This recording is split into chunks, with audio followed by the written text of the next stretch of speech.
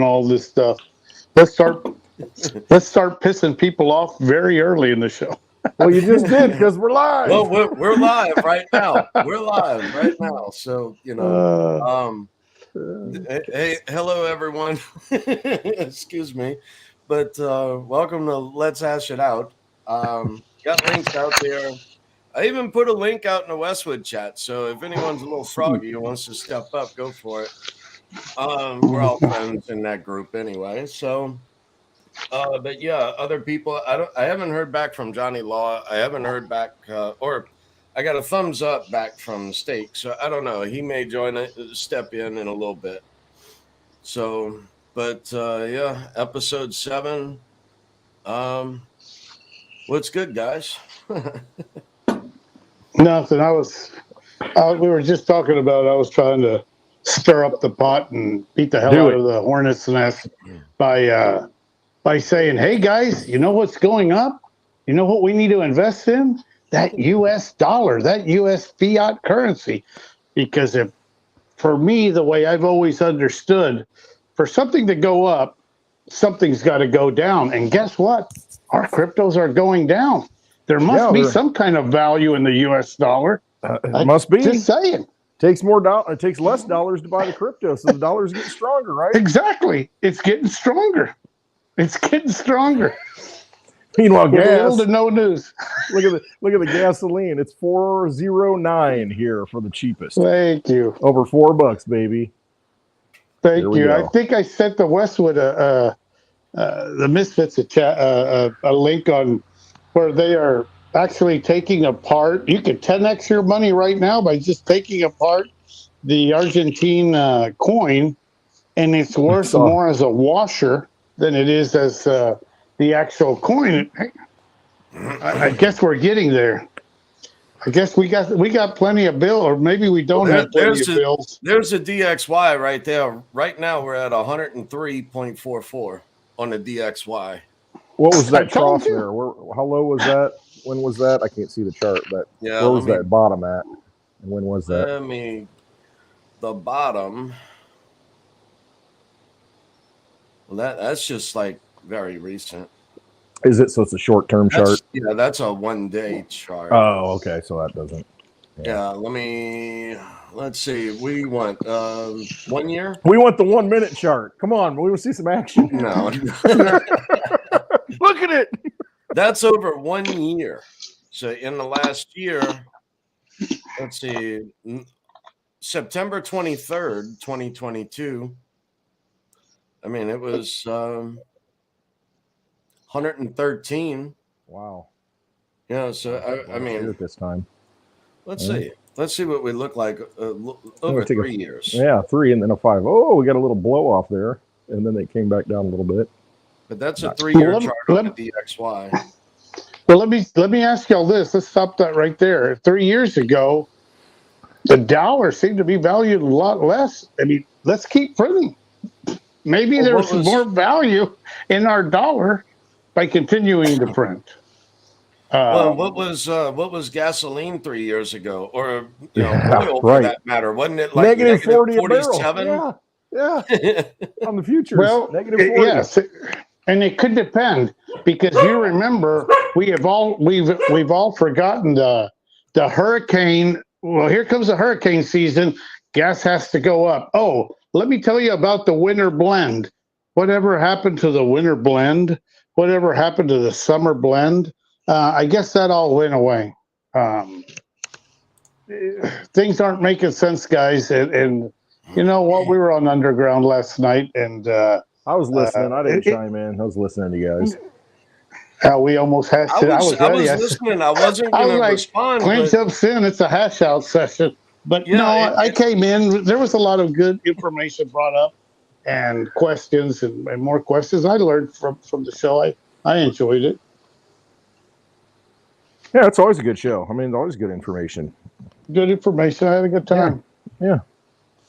I mean, he Underground posted today, and he talked about it last night a little bit, and it's like my response was, I've been saying this for years, payment in Litecoin. But that's what it is, until we accept payment in this stuff. And, if we keep saying, yeah, I'll take dollars, then it's like, well, we're going to still use the dollar then. I mean, until we Clint, start saying pay me in crypto, that's what I want is my chosen. I've used that analogy forever. Selling a car on a Sunday, give me crypto. But Clint, don't you think that as long as there's a fiat dollar, they can do the same thing that they've done to us in silver and bring the value to halfway for however many years? I mean, and put it this way, we still know what the hell the value of the Litecoin is. It's a time frame thing at that point. How long is your horizon, you know? Yeah. Because they can manipulate a lot shorter stuff. than y'all's. Yeah. Yeah, I mean, but they can, just look at silver as an example. I mean, for the last 10 plus years, I mean, even longer than that, but I mean, since it hit $50 in what, 2009 or 10, and then real quick, it hit that 49, whatever it was. Since then, they've manipulated it like it's unreal with the futures contracts. I mean, they've done it for over a decade. I hate to bring this up, Clint, for all the silver bugs, which I am a huge. So I've been collecting a lot longer than most people out there. But the truth is, now I forgot what I was going to say, squirrel. It'll come back to me. I got those gears. They get stuck sometimes. It just doesn't go in there. Squirrel got caught in the gear and don't know what happened. It's I don't know. It'll come to me on the point that I was going to make. Maybe I'll jog your memory a little bit, because I was thinking about silver a little bit too, because you look at the manipulation, or whatever you want to say. You look at the price action and you're like, this doesn't make any sense. And I look at it as like, okay, you could think of it this way. Don't even think about gains in it to an extent. Think about it as you could put your money in the bank and save it, and God knows what's going to happen to it there. I mean, at any day, they could just say, okay, we're going all digital. Okay, now you're locked in a whole different system. Or, the bank goes under and the FDIC, well, we're out of money. Now what do we do? Anyway, good luck getting the cash out once you put it in. Or you could put it in something like silver. And it's always a good savings plan at a very minimum, because you can always take it. It's very liquid and sell it. You can sell it anywhere. So if you look at it that way, I mean, it really does. It at least protects you. Price we know but it doesn't. Yeah. And we know that, Clint.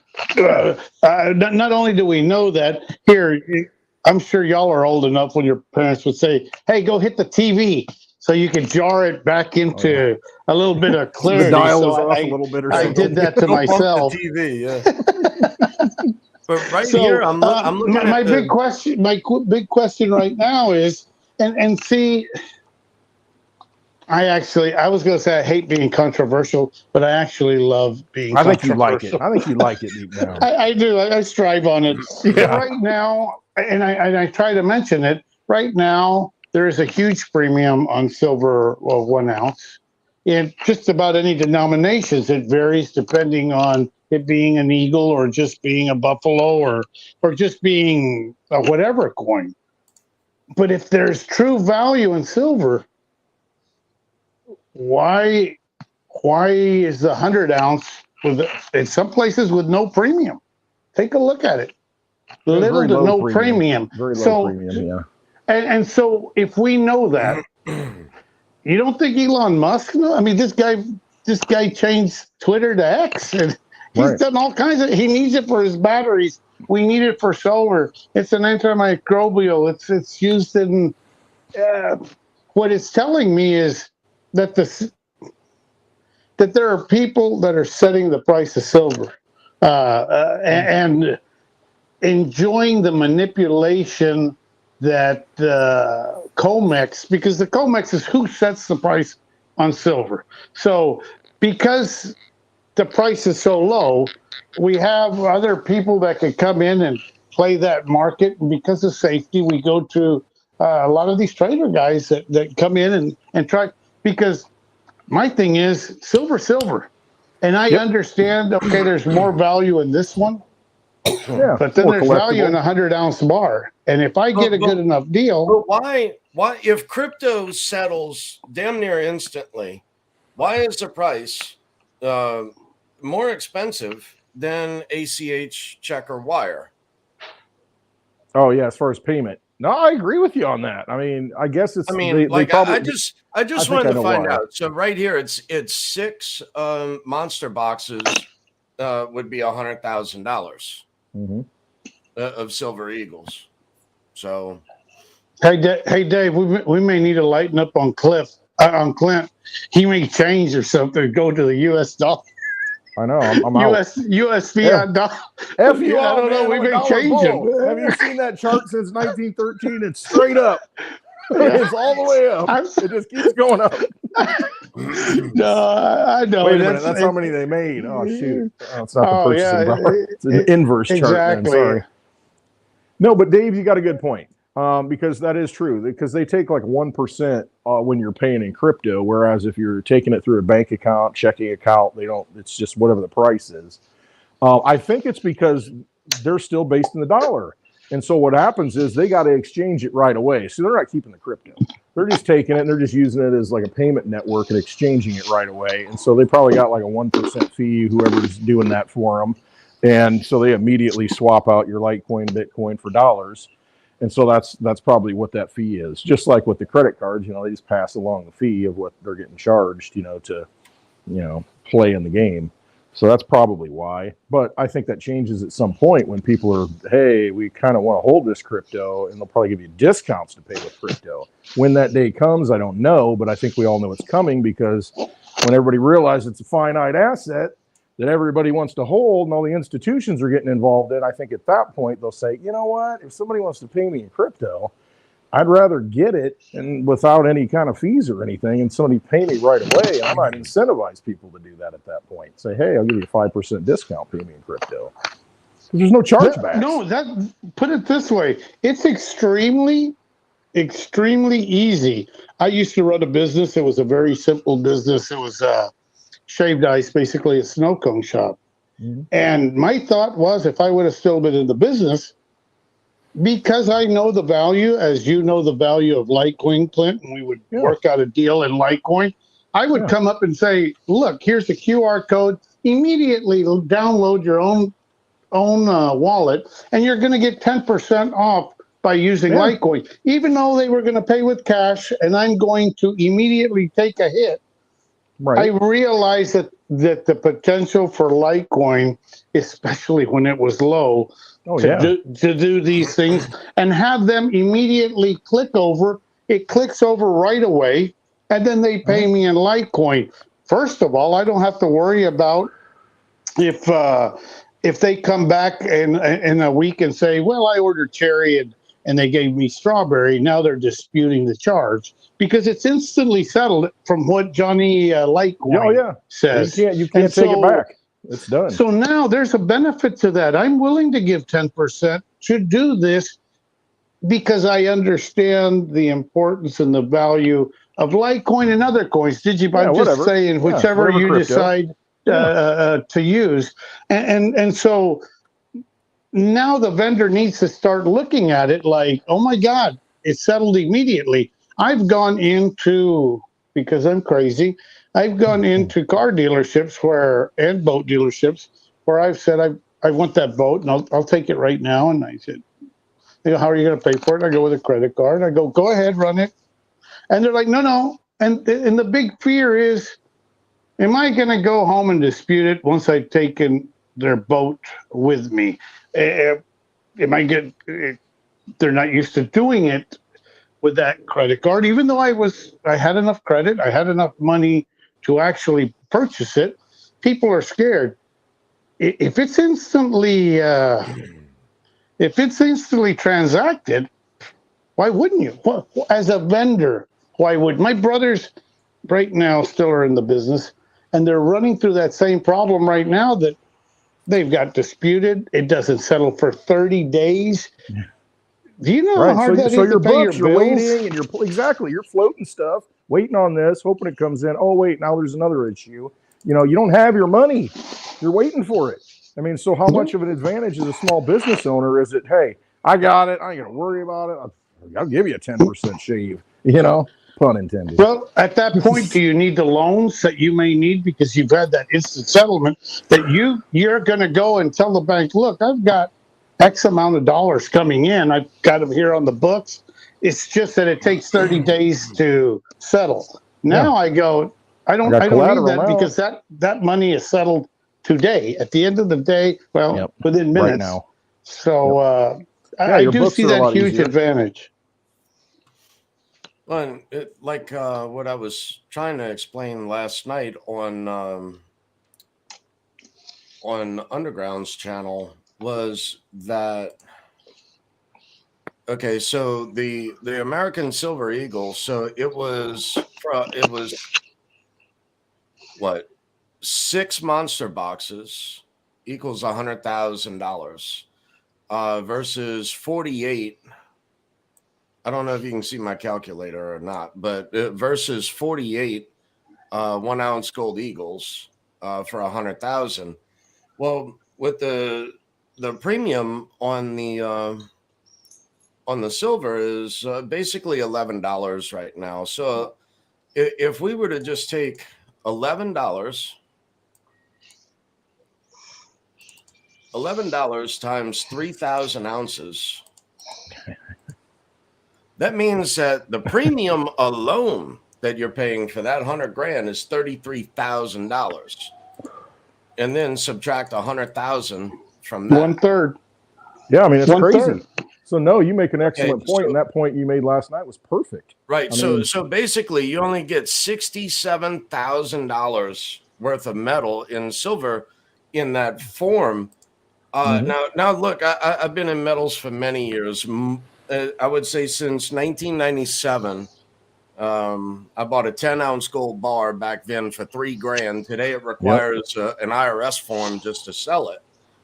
But like the average would be like $100 a premium to buy a 1 ounce gold coin on average, just roughly. And then you multiply that times 48 to give you 100,000. You only pay in 4,800, or just say five grand in premium for $100,000, and I'm left with $95,000 in metal versus losing 33,000 or 36,000, whatever it was, to premium. So no, you're absolutely right. That was the point that I was trying to make. I get it. Look, I understand. Be diversified, be in many things, be in assets, real assets. Yeah, so that's the key. But also pick your poison. I'd be diversified. And we have our own community now. I won't mention any names, or just because I heard that they went to Westwoods and someone decided to exchange silver for crypto, peer to peer. I think we need more of that. In this way, I know I went through Dave's and I said, man, I'm cash poor right now. It's not that I don't have credit cards. I just don't like using credit cards.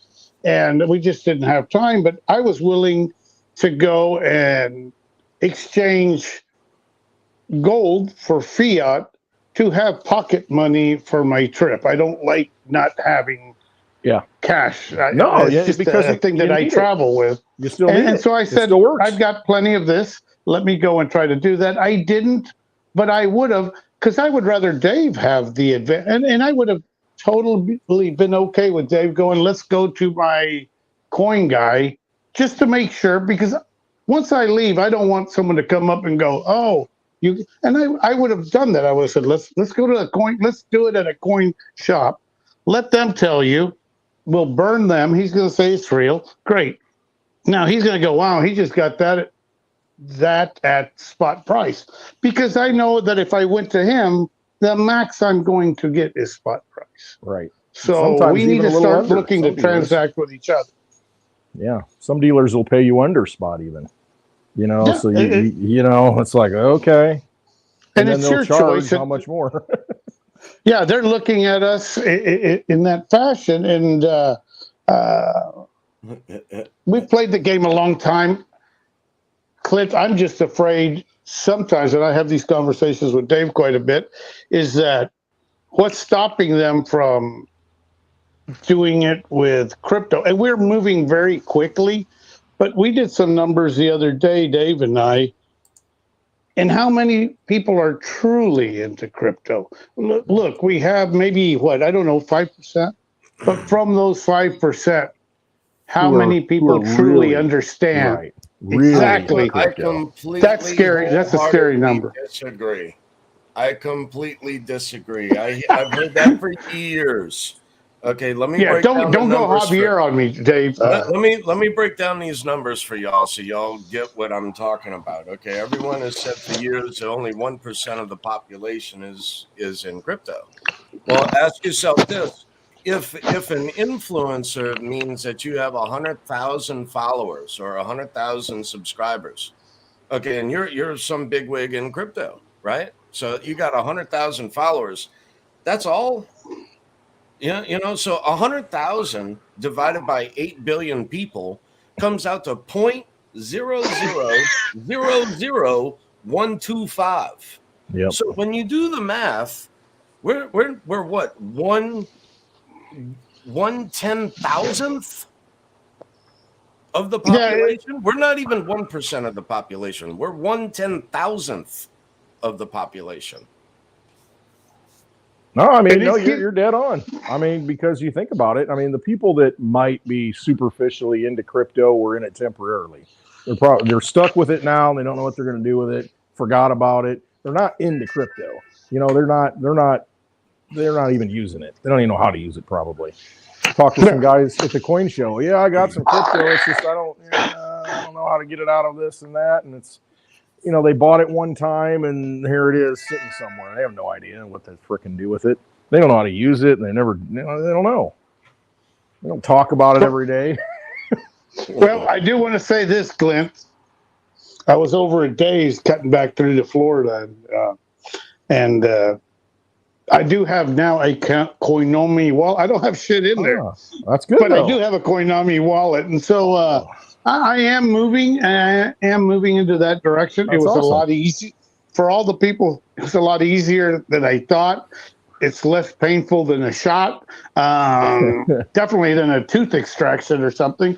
But I have that, and so it's getting that easy. Now the risk is, okay, do you carefully put up your seed phrases? Do you, if you don't, then that's look. It's time to put up our big grown up panties on and make that decision of, are we willing to take that chance for the profit? Are we wanting to loan to ourselves? Are we willing to move to that next stage? Because Clint, are we the one that's going to finance some of our fellow YouTube? I mean, are we going to be the next OGs that are out there that have done well? And we have the ability, realizing risk to the reward, realizing that that some people are higher risk than others on loaning crypto for whatever ventures they need to, and the reward is there for us. But I'm ready for it, and it's not that I want to gouge anybody, but it's at least we have a fair competition. Because if I come up and I say, well, I'm charging 20%, and Dave comes up and says, I'm charging 10%, and you go, you know what? I live out here, my house, like I've got corn, I've got plenty to eat. I could do it for 5. That is what capitalism's That's exactly all about. Sure it is. It's capitalism, my brother. Yeah. And let the market now decide. we can do let people it. decide. I believe that's what Reggie was talking about, to where eventually we make the playing field a lot fairer. And I don't want it completely. There needs to be a reward to my risk, or else I'm not going to risk my capital to reward that. But there has to be boundaries, and there has to be regulations, and there has to be rules. Or, first of all, Clint, it's your decision. Do you want to loan me the money or don't you? And if you don't, you go, you know what, Javier? Right now I'm a little tight on it, and whatever excuse. Or you see me as a higher risk and you go, I just can't do that. But it's now we start looking each other man to man in the eye and go, I understand, brother, no problem. Let me go see someone else that's willing to take that risk, because there will be people that are willing to make a 3 or 5 or 10% profit on their risk. I would think. I don't know. Yeah, if the mechanisms are in place, to do that, to where there's a recourse to it, and that's where things like smart contracts can come in. It's like, okay, are you putting up some kind of collateral? What's your skin in the game? What do I get? Because you like your house, people who got a house, they can pay it off and they say, you know what, I'm gonna go take a loan out against my house. All right, well, your house is on the hook now to get that money. That's, you don't pay it, we're gonna come take your house. You're actually touching on something very important. I don't think a lot of people know this yet.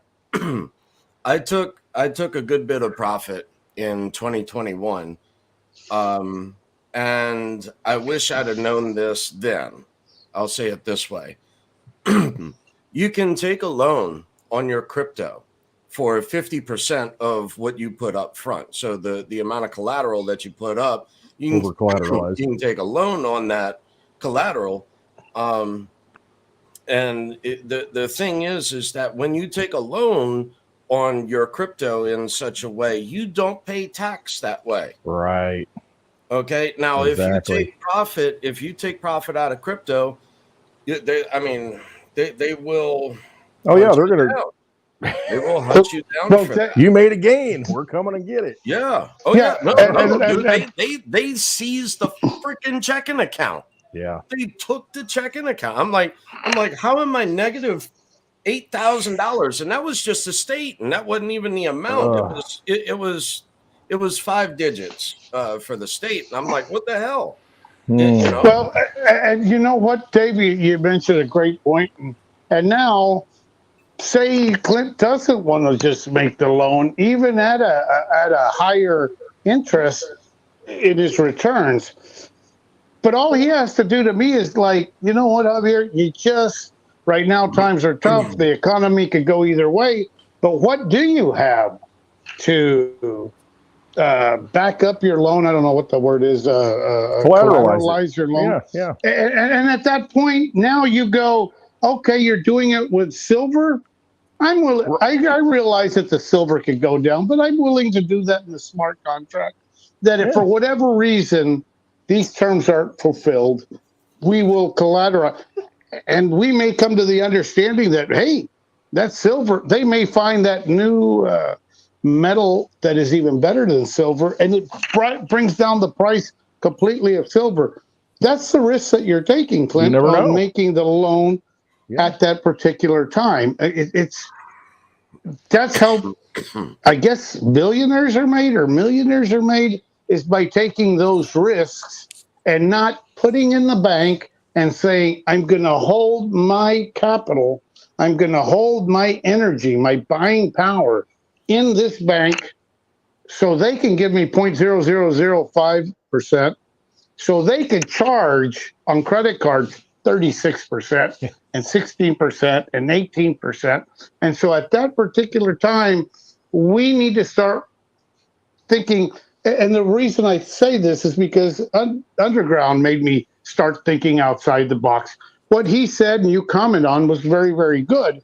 But now why aren't we also looking outside the box to where on the next crypto run, if we have it, we do it within ourselves. We do a smart contract, peer-to-peer. It's none of anybody's business what we've decided, and do it completely legally. If there's interest, then there's interest. I don't want to look over my back. I've never had to.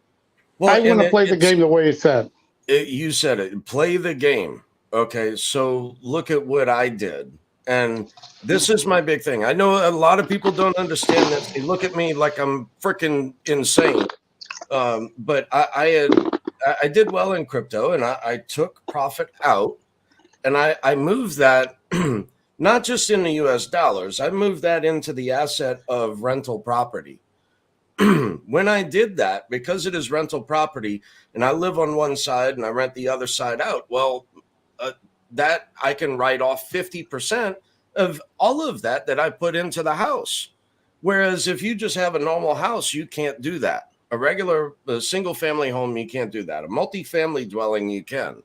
You can write off, if it's a duplex, 50%. If it's a threeplex or a fourplex, 75% of that.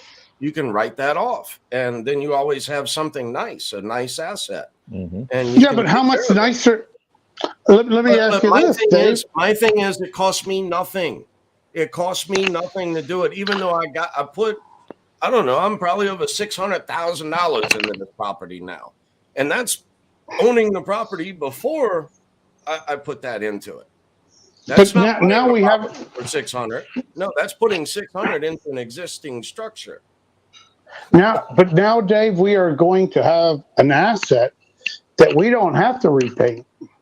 We don't have to put in new floors or new air conditioning. We're going to have an asset that the value comes in to where we decide. Clint decides whether he wants to loan his daughter's friend's mother X amount of dollars. It's You're getting not lost. the You're banks. losing me in the weeds, man. You're losing me in the weeds. I was like, I ain't loaning anybody's mother out. Come on. No, But- what I'm trying to say is it's going to be our responsibility to make money and to facilitate loans. it's I mean, like you what's said, wrong with it? Like you said, it is a game. So think about this. I'm out $31,000 for 2 air conditioning units. 2. That's it. And that was at a deal. So imagine that the 7 trillion that they printed hasn't even hit with the velocity of money. So we haven't even seen the hyperinflation that's coming yet. And so what I asked myself was, okay, I dropped 31,000 for 2 air conditioning units. Okay, well, in how much would that cost in a couple of years from now? 100 grand? Yeah. I mean, No, you're you hedging your save bet. yourself go to the money. groceries. How much is a steak right now? Speaking Right. of steak, I sent him a message, but how much is a steak how much is a porterhouse today? Yeah, I want a big bite out of a steak. So steak, never mind. Just no. That did. You know what? That didn't sound as. Can you erase that? Can you erase We're that live. from the? No edits, bro. No edits, brother. No edit. No, I agree. Now I'm like I said. I'm starting to see this as a whole different picture, and the way I believe crypto was truly meant to be. I know of projects that were out there in 17 that were supposed to work with the smaller business and medium business and provide loans. And what their job was to assess the risk value to the people. So now I could go to if I don't have any friends that need my crypto, I could actually go to this company and go, hey, I'm willing to provide collateral, but I need to know how likely it is and realize this is Polly's game, Polly P's game. The more risk, the more reward. Yeah. The less risk, the less reward, but the guarantee that you're going to get paid and it's your call. It's your ability to make that. And that's really starting to get me excited because I know that we've often asked, what the hell are we going to do if this goes crazy and it truly does go to the moon? But we've got the ability. And if some of us are limited in understanding and brain power, Dave and I talked about it. How many times will we form our own community and say our own board and say, let's throw X amount in there and let's help our fellow brethren out. Let's help our community out and start loaning to develop an area. But it's not just me making the call. Now I have really smart people that are great at research and other people that are good at seeing through the bullshit. And, we all provide that. And we have a perfect excuse to have those tatas on a beach somewhere for our board meeting every month and meet up there and write it off, because we will need the write-offs. We will need to learn to play the game so we don't have to pay.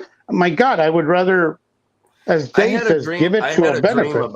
I had a dream about all of this, and I went and did a lot of digging and diving, and it's not every month that you can hold a board meeting in wherever, Maui, whatever.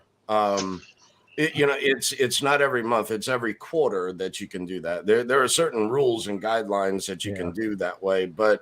And look, I understand to everyone in crypto, taxation is theft. I completely agree with that. But, when you go to take profit, what other choice do we have? I mean, every single person I know who has fought the IRS is now dead. So John McAfee, Peter Schiff's father, everyone who has fought the IRS is now dead. And either we're making enough profit or we don't loan our money. Right now, I don't think there's anybody willing to make that risk, because right now the market's down. But Dave, back to what you were saying, because my gears are unground. I put a little bit of lubrication. This right here lubricated it. Anyway, it's starting to work. Shit, the damn gear got caught up again. And it was about the shit. I gotta go back and just think about what the hell I was gonna say. It needs more lubrication. Well, that's what she said. So what happens is when you're talking about this kind of scenarios where it's like nobody wants to have to pay more taxes than they want. I mean, look at our politicians. They're like, hey, I'm smart because I don't pay taxes. I mean, hey, they know the loopholes. All right, so what's to say we develop our own ecosystem? Somebody walking down the road, so the dogs go nuts. We develop our own ecosystem to where we have people, that have assets that have risen. And it's like you said, it's like, hey, I need some money. I don't want to go to the bank. I don't want to cash out crypto. I can give you collateral. Do you have cash, or do you have what I need? Do you have services or something you can offer me? And you know what I mean? And we start working on our own ecosystem to where it's like, we're not even dealing in dollars anymore. So you kind of start weaseling your way out of that whole system in a way. Are you starting to say, Clint, that we're going to start dealing with people eye to eye with a handshake again? Yeah, for real. Because I take that deal over any deal. Absolutely. I've been sued before. I've been in different things where people have agreed 100% and in writing, and then they go, you see that word right there? That word has 2 or 3 different kinds of meanings. Well, that's true. And I'm completely screwed. At least I can come up and look at somebody in the eye and go, you know what? No, thanks. I'm not interested. And that's it. And then that reputation go somewhere else. You're not going to tell somebody, hey, that guy I had bad. You can, judge for yourself. But I'm telling you, my experience with him, I don't trust the guy. And so, that reputation starts getting around. And, when it gets around the network, you're coming to the network of people, and they're like, hey, what do you think of this? Well, I'd say no. That's up to you, though. Now, my question to you, Clint, is that discrimination? And you know what? As a business owner, I have that right. I have that right to discriminate, because if not, the go guy to somebody else and get the low. He's working around people. The guy stinks. I'm not going to hire him. It's like, it's my choice. Should be. Yeah, we're getting into this futuristic world that I think we're starting to see now. And I still see a value, and I still hold cryptos that I found value in. They're absolutely worthless. I think it would cost me more to cash out than it would for me to get my money in. But you know what? It's a write-off. They'll stay there. They're still being worked on, Clint. I mean, so I don't encourage them, because it's the people's responsibility to do their own homework and to go, these are the coins. If you go into some of the spaces, ask me personally. Don't even ask me personally. Ask me in another place, and I will tell you the coins. But I'm not here to come up and go, this coin, that coin, or that. That's not the reason of hashing it out. I enjoy it because I don't have to agree with you, Clint, or Dave, And it doesn't mean we hate each other. As a matter of fact, most times we are sharing our information that we are following right now a week in advance. It's almost like, this is, what the hell do you think about this? We're truly trying to get to the bottom of an answer. And I don't see that. I'm not saying I don't watch all the spaces, but most of it is when am I going to get rich? When am I going to get rich? Win Lambo. Win Lambo. Win Prius. Win Prius. Yeah. No kidding. I'm gonna be like St. Jerome and have a Prius limo. Yeah, yes, exactly. I've had a ride in the Prius limo. I've been in the Prius limo. I think you ought to fucking do limo.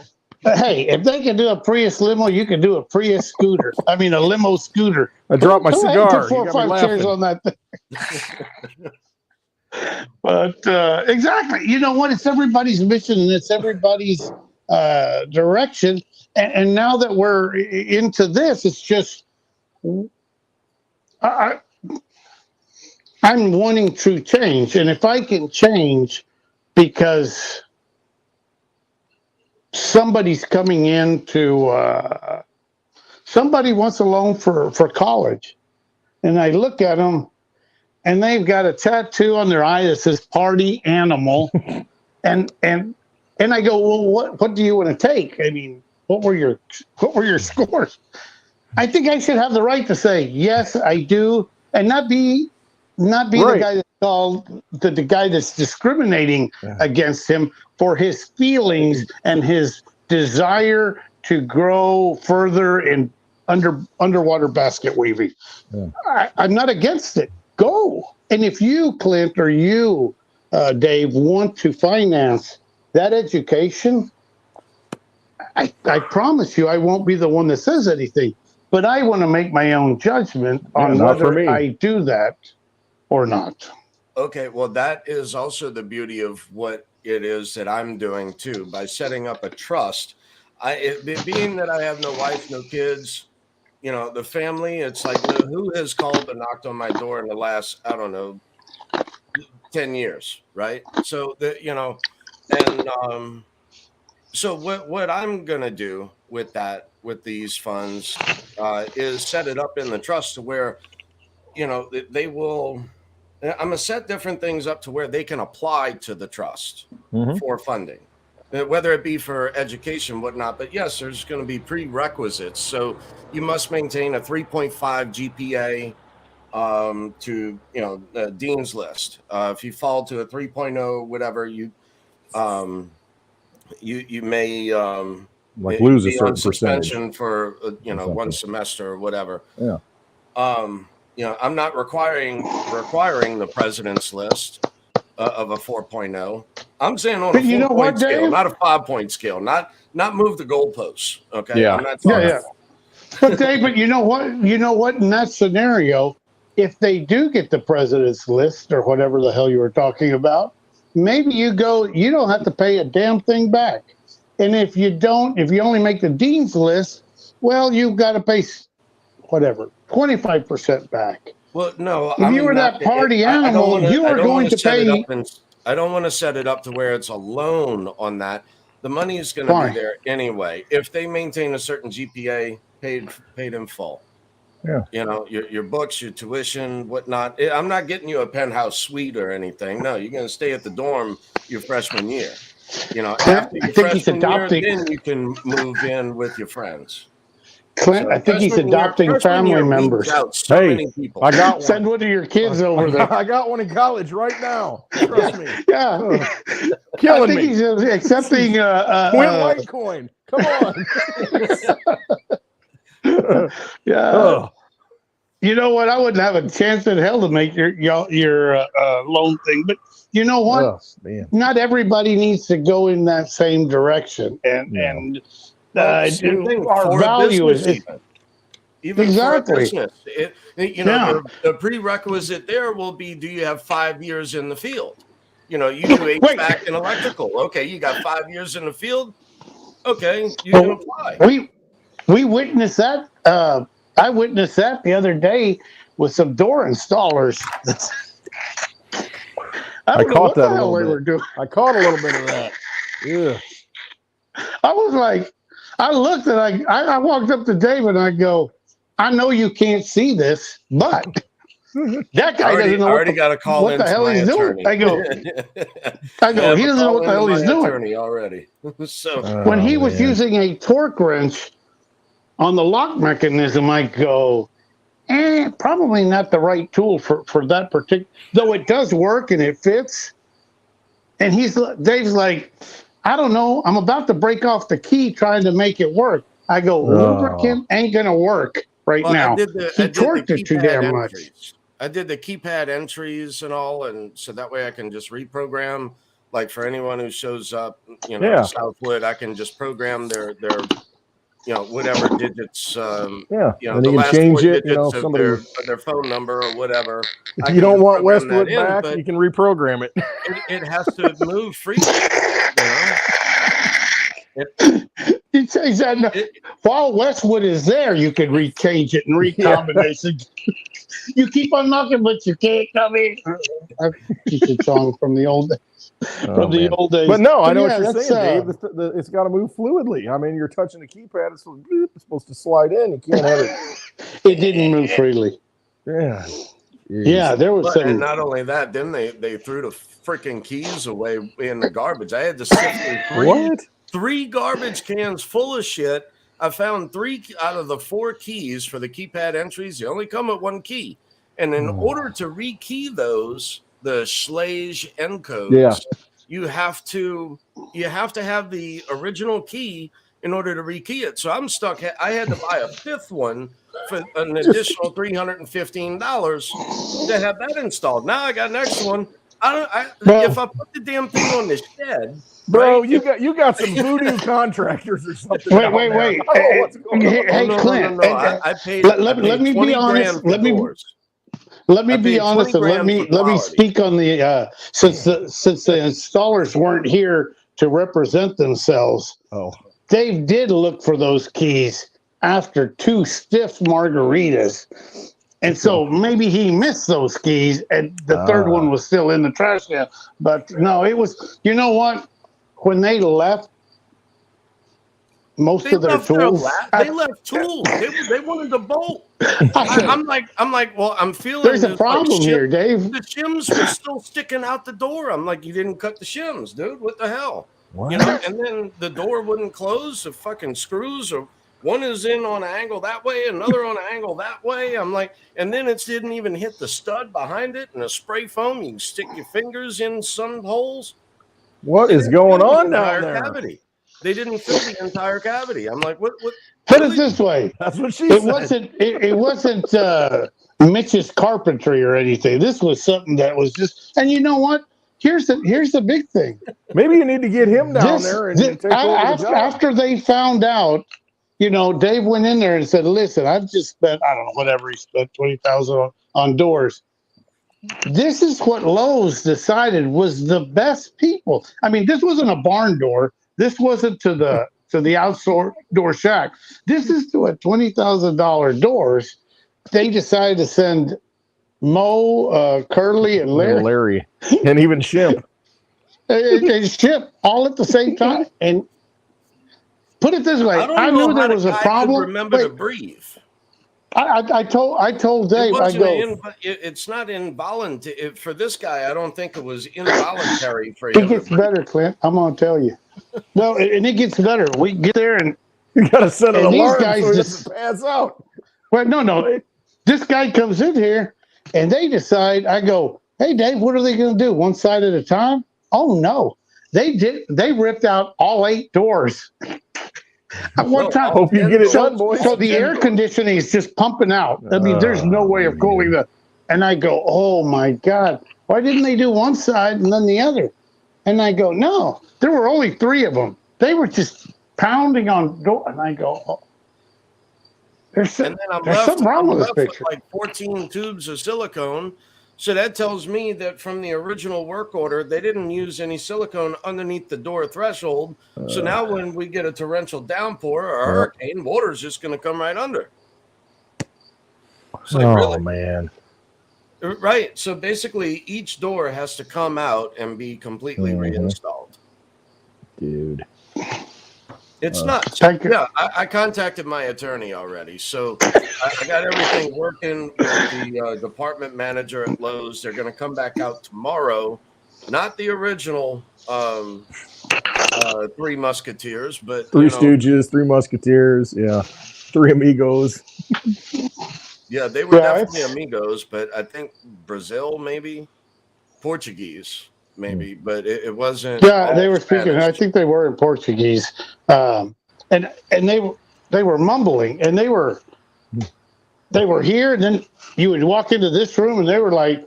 Then the guy goes, I guess the boss goes, I'm gonna go pick up the doors, and I go, it sure is quiet in there, Dave. We walk in, they're all on their phones, and then after I go, guaranteed, as soon as the boss gets back, they'll be on lunch break, even though they've been doing absolutely nothing for an hour. But hey, give them some credit. They were looking up Google how to install doors. Up. That's what they were doing. How to install a door on Google. No, they didn't even do that. No, they showed that up. Bad. The only credit they showed up, and then they showed up the next day. But yeah, when Dave goes, they were getting to the end, and these people were in a rush. I don't know. They had to go listen to one of you and Lyco and Lisa's episodes of Happy Hour or something, because they were on a big. They just took off. They left half their shit there, and you just go. I said, "Where are the installers?" And they go, How do you leave your level and your ladder here? Hey, right? You do a lot of things to get to happy hour. You'll leave a lot behind just to get to happy hour. Hey, on their behalf, I've left a lot. Never mind, but there's been issues with me sometimes. So professional what? Yeah. Anyway, Clint, tell us about what the heck you're talking about. I don't even know what I'm talking about. You said you were at the end of the show. You said we need to look into. Was it the on-ramps of the money, the finance? I don't know. Hey, I guess I have to look it up. Oh, here comes the troublemaker. Yep, there it is. Yeah, I thought I was 10 minutes early. Turns out I'm 50 minutes late. Man, you're well done. I should go into the door business. We've solved the problems. Yeah, we've solved most of the problems already. Solved. Oh, you already hashed it out. Yeah, Great. we're going to drink through I'm going it. to bed the solution. Then. Drink through it. That's the solution. Fuck, my sound is a little bit muted. Where do I do that? No, you sound good. No, we can hear you. Yeah, I hear you just fine, man. Okay, tell us something, Steak. So, Steak, what about your theory that the market may go down from here? Because I'm of a different opinion. I don't see that. I still think April 2024 is when we're going to go up. I'm looking at a triple bottom on the charts. I'm looking at BlackRock. I'm looking at LCX, threefold, Metaverse, Digibyte. I'm looking at the Veritasium with the patents. I'm looking at other projects with patents. I don't see the prices going down in the short term, but I can't say that they won't. But what do you see? Well, look, two things. If I look at TA, I agree. If I zoom out and look at macroeconomics, I get a little more bearish. And if I look at compliance and regulation around the corner, I have conjecture. So let me go on the conjecture first, and then I'll go with the facts. So the conjecture is that why would institutional money buy into a new market for top price? So that's the conjecture I've had for 2.5 years. And now last week, BlackRock sent an email internally I can link it to you. I think I send it in a DM to Javier and maybe to you as well, Dave. I can send it over Twitter. It was a YouTube video about what BlackRock is doing, starting I think last week, where they were positioning their capital from developed markets to emerging markets because they expect more volatility to be there, and they don't want to be at the end of it. And so when you have like Berkshire Hathaway, that's got its money on the side and waiting for something to buy because they don't know what the price is of everything, and BlackRock is basically saying, well, we're going to put our money out of the developed markets. And Dave, can you talk about Theta? Yeah, we'll do that. Dave still holds Theta. I know that. He can tell you a shitload about it. Also, how much he loves it from how much money it made him. But that's up to Dave. Anyway, so that's the question for the audience, and what your favorite crypto is. Yeah, we'll go into that too, Ryan. Thank you. So let me just land my plane quickly because of the question. So the conjecture Hey, I'll is be why right back. I hate to cut in. I'll be right back. I'll pop back in, Dave. Give me a minute. I gotta jump out for a minute. Okay. Cool. So conjecture, why would institutional investors pay top price? Regulation is March, April for stablecoins. I think stablecoins, we're already seeing it, are gonna get hit by regulation, and Yes. we're already seeing plenty of shady shit that a few brilliant people on Twitter are following, like some retail journalists that are actually doing the on-chain analysis of like Genesis blocks and where all the money came from, and it's in regards to Tether, and it's in regards to Circle, and it's in regards to PayPal, and it's in regards to Ethereum, and it just looks like a fucking Ponzi. I know it looks like it. So it very very convenient and not a conspiracy but a coincidence theorist, right? Correct. And like hundreds of things that don't align up. So that there's definitely some smoke there, and a lot of smoke. There's just a fuck ton of smoke. So that's that angle. So then I see the TA hitting to March, April, where we think, hey, bullish, and then I see the regulation with stablecoins where I think, hey, fucking bearish, and then I see BlackRock, stepping out of the market, and maybe if they also step out of, if they completely remove their liquidity from the Western markets, that could take 6 months before we really see the downside effects of it, and that would maybe align a little bit with January, February next year. Just before March, we could see the whole shit tank. See, and We see stable coins tanking. I take the opposing view. I Yeah, that's great. I can see that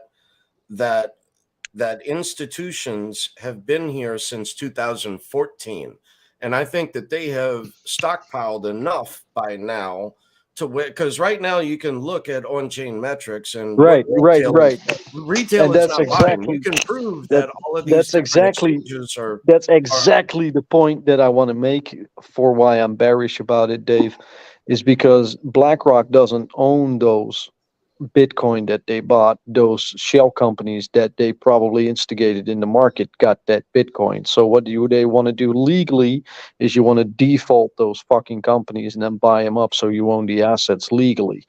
Right now they weren't able to get in the market because there was no legislation, there was no regulation, there's violation of IP infringement. But if it's a shell company that bought it, then it's not BlackRock or Fidelity or Vanguard or any other of those fucking criminals that, I said it on live stream, fucking criminals that did it. It's that's the way the game is played. So that's why I think that those big shell companies will eventually probably default so they can buy in. That's my take on it. And the funny thing is, here's the funny thing, and I'll end it there, and I'll mute. I'll end it there. The funny thing is, Dave, that we're coming at it from two different angles, but we got the same timeline. How Right. likely Will there be a crash? There might be one. Are you going to be able to buy is the question. Hey, I just bought. That's why I jumped off. Look at the charts right now, dude. Pull them up. All right. Pull them up. Seriously, as we're talking, I'm like, I'm buying. I can't help Bitcoin? it. I bought Litecoin. Yeah, but are we going to put the chart of Litecoin up or Bitcoin or what? Put them both up because they're both Yeah, I'll getting put them hammered. all up. Let me Yeah, ask you put 'em this, all up. Steak. Yeah, go ahead, Javier. How likely is it that Reggie's 20 Oh, patent no. Oh, wait, is wait, the wait, one wait, that wait, wait, caught wait. it? Hold No, on. Javier, Hold no, up. Javier, no, Javier. Breaking Javier, news. Javier, it's discount time. Just give me a second. Thank Yes. you, Clint. Yeah, I'm You like, had to hey, go you away gotta for pay a few attention to minutes. this. Yes, that's Yeah, why I yeah, left. you I'm like, definitely I do. gotta get this. 26 on Bitcoin right now. Yep. Litecoin is down 21% on XRP. 62. Oh yeah, everything's dumping, man. And so Oh, if is you're a big BlackRock player, leaving the market? yeah, right. Bitcoin buying I'm it. cash gonna, at 180. Clint, I'm gonna do something funny. I'm gonna wait for another dump. Yeah, oh, there probably will be one. There will. Yeah, I mean, If it's yesterday it this dumped. big, Today it dumped. if it's this big instantly, it's Yep. gonna domino a little bit Mhm. more. No, Well, I Hey, agree. Clint. though, here again, or- though, Hey, Clint. to my point, though, the Or- what retail right yeah. now is buying. All right, Yeah. You know, 50 to lakh this, Well, upwards. yeah. There's, this is all whenever they left hand can. selling to the right hand within exchanges. Hey, Yeah, Clint. here's the one. You know who the Here's one big thing. gambler is in this Here's one room? thing that The that Steak happened. waiting a little bit longer. It's not low enough. Up. Let it No, roll. but you know, Let it the roll. thing is, what's happening right now is Binance is transferring funds to CoinMerge in Europe because they're no longer compliant. So the only thing you're seeing right now is Binance leaving the liquidity of Europe out of the market makers and into a new, exchange that is compliant. So it might be a one-time thing, and then we move upwards. But then we have to check the on-chain analysis. If Johnny Law said it a few hours ago that he saw a lot of liquidity moving to new addresses. So it could be just this one-time thing where Binance is not being compliant with the EU law, moving everything to Commerce. That's actually happening in at this moment in this week. So that could be this phenomenon that we're seeing right now. But we'll have to delve into it. Yeah, we got to hash that out. Minus Damn, 15%. Something's happening. That's a discount, man. Fucking hell. I'm telling you. That's a fucking discount. I know. That's Put a it fucking this way. discount. Put it this way, Steak. That's a 17, good we Bart were buying Simpson. at 42 cent, at $42. I mean, what is it? 5-6 years later. What is it? Yeah. Take a look at Digibyte. I was buying Digibyte at 3 cents back then. Yeah, but here's No. Javier. Here's the thing. Results in the past and the things in the future, Oh, etc. yeah. Blah blah blah. It's we are in a different market now with a different liquidity. There's a lot more printing. I give you that, Yeah. but what I also give you is regulation and shit being tightened all around the globe. I agree with the price there, Javier. I agree. It's just fucking nuts that 5 years later you're still on the same shit. Yep. I just So, think it's going to this tank is a little just, bit more. and put it this way: Steak is a I seasoned, think we're going to. I high think we're going risk to. player. Yeah. No, I'm So not a all seasoned I'm high risk saying is, player. make your own decisions, people. I'm not a On when. seasoned high risk player. I just got a little bit of fiat because I trust my gut. Sure, Like I said this. exactly. I made a You've done plan your 2.5 research. years ago. I made a plan 2.5 years ago where I said regulation is the thing I'm gonna invest my time in for this cycle. And so far, I don't regret that decision. In 2.5 years' time, many of my calls have been correct. But I'm a long-term investor. I'm not a trader. And one of the calls that I've said 2.5 years ago is institutional money is gonna buy in when regulation hits, and they're not gonna buy in at all-time high, because when the money has to come in, that's when we move to all-time high. No, I agree. We need the derivatives and the bond market money from BlackRock to get new all-time highs. Maybe not completely. Maybe we could go to 100K without them because we printed a little bit more money in the meantime. But I think we're gonna get maybe a higher high this year. But I think the real fireworks is we're gonna see that when everything is just being chewed out with intellectual property and everything. So my conjecture is still, and I'm going to stick with that, we're going to see a little bit of a crash with exchanges, going to default, and with stablecoins going to default. That's still my conjecture. before BlackRock is going to pump in money. That's still my angle. But then, Dave, to Dave's point, Javier, is that Yes, sir. will you have the opportunity to buy? You know, Buy, sure. that's exactly the point that we're And that's I kind of agree with him there. yeah. I'm No, going to I hash do it too, out. because I'm going to hash. Okay, go ahead. I All was going right, to hash it out with Clint and say, now we know who's the weasel is who will leave a podcast just to go and buy. Hey, I'm No, giving everybody an opportunity. Get out of here. Go do it. We can pick this up later. I'm just joking, Well, Clint. I love no. you, brother. You know, in That's the the bare thing. minimum, it's a good. In the bare minimum, it's a good thing to DCA on the toilet, isn't it? Hey, we've all done it. We've done it, brother. Hey, if I had anybody, I'd be gone a long time ago because it takes me a long time to do this kind of stuff. Hey, Javier, More business power before to you. pleasure. I get it. Exactly. You know, but that here's the thing, though. I mean, here's the mentality I have, and I'm illustrating it in real time. It's like I have a long-term time frame, and I look at it and I'm like, you know what? The dollars, you know, that, like you said, Javier, the dollar's strong right now. The dollar's strong against Litecoin. So I'm taking those dollars and I'm going to convert them into something that I see as more undervalued right now, because earlier today it was $75. Now it's like 62. I'm like, Yeah, but Clint, you know, you and I'm not realize selling it when tomorrow, though. You know what I mean? I'm when not. commodities go when stocks go down, commodities tend to go up, and we're seeing stocks to go down. Yeah. We see BlackRock moving their money out. Berkshire Hathaway is sitting on 1 point something trillion, just waiting for prices to bleed out on the street for discounts because they don't know what to buy. And I think that if they're doing it, I'm gonna have a little bit on the side as well. Like, you maybe you not always for the should. commodity of Bitcoin, but you know, maybe I'll buy a little bit into AI, maybe I'll buy a little bit into gold or silver, or maybe I'll buy into some blue tech stocks that I know that do the infrastructure hardware part of what we're investing in with blockchain. But I just think it's a safe bet to have a little bit of fiat behind hand. I can't believe I'm saying this. No, but I just agree as with a you, though. buffer. Dry While powder. it still works, I mean, the dollars, I mean, I don't care what you think about While it, it dollars still works. dying. Exactly. Next week, we're going to have the BRICS meeting, and that's pumped up. Nah, maybe with a it's- CBDC, you'll just, you'll but just the- have but a the- dollar, but a digidollar. Right. But the thing is, I mean, you know, you got to realize that the biggest struggle of the world right now, as much as they wanted to go away from the dollar, they can't do it because it touches everything. So it's just this how do you get away from it overnight? You can't get away from it overnight. Well, that's Jim Willie's thesis. Jim Willie's thesis is the dollar is going to be a shooting star and like be the most powerful thing as everything crashes, even though it's the dollar's fault. But then it all turns the other way. And so there's going to be last dying gasp of the dollar. And it's going to be, you're going to have purchasing power.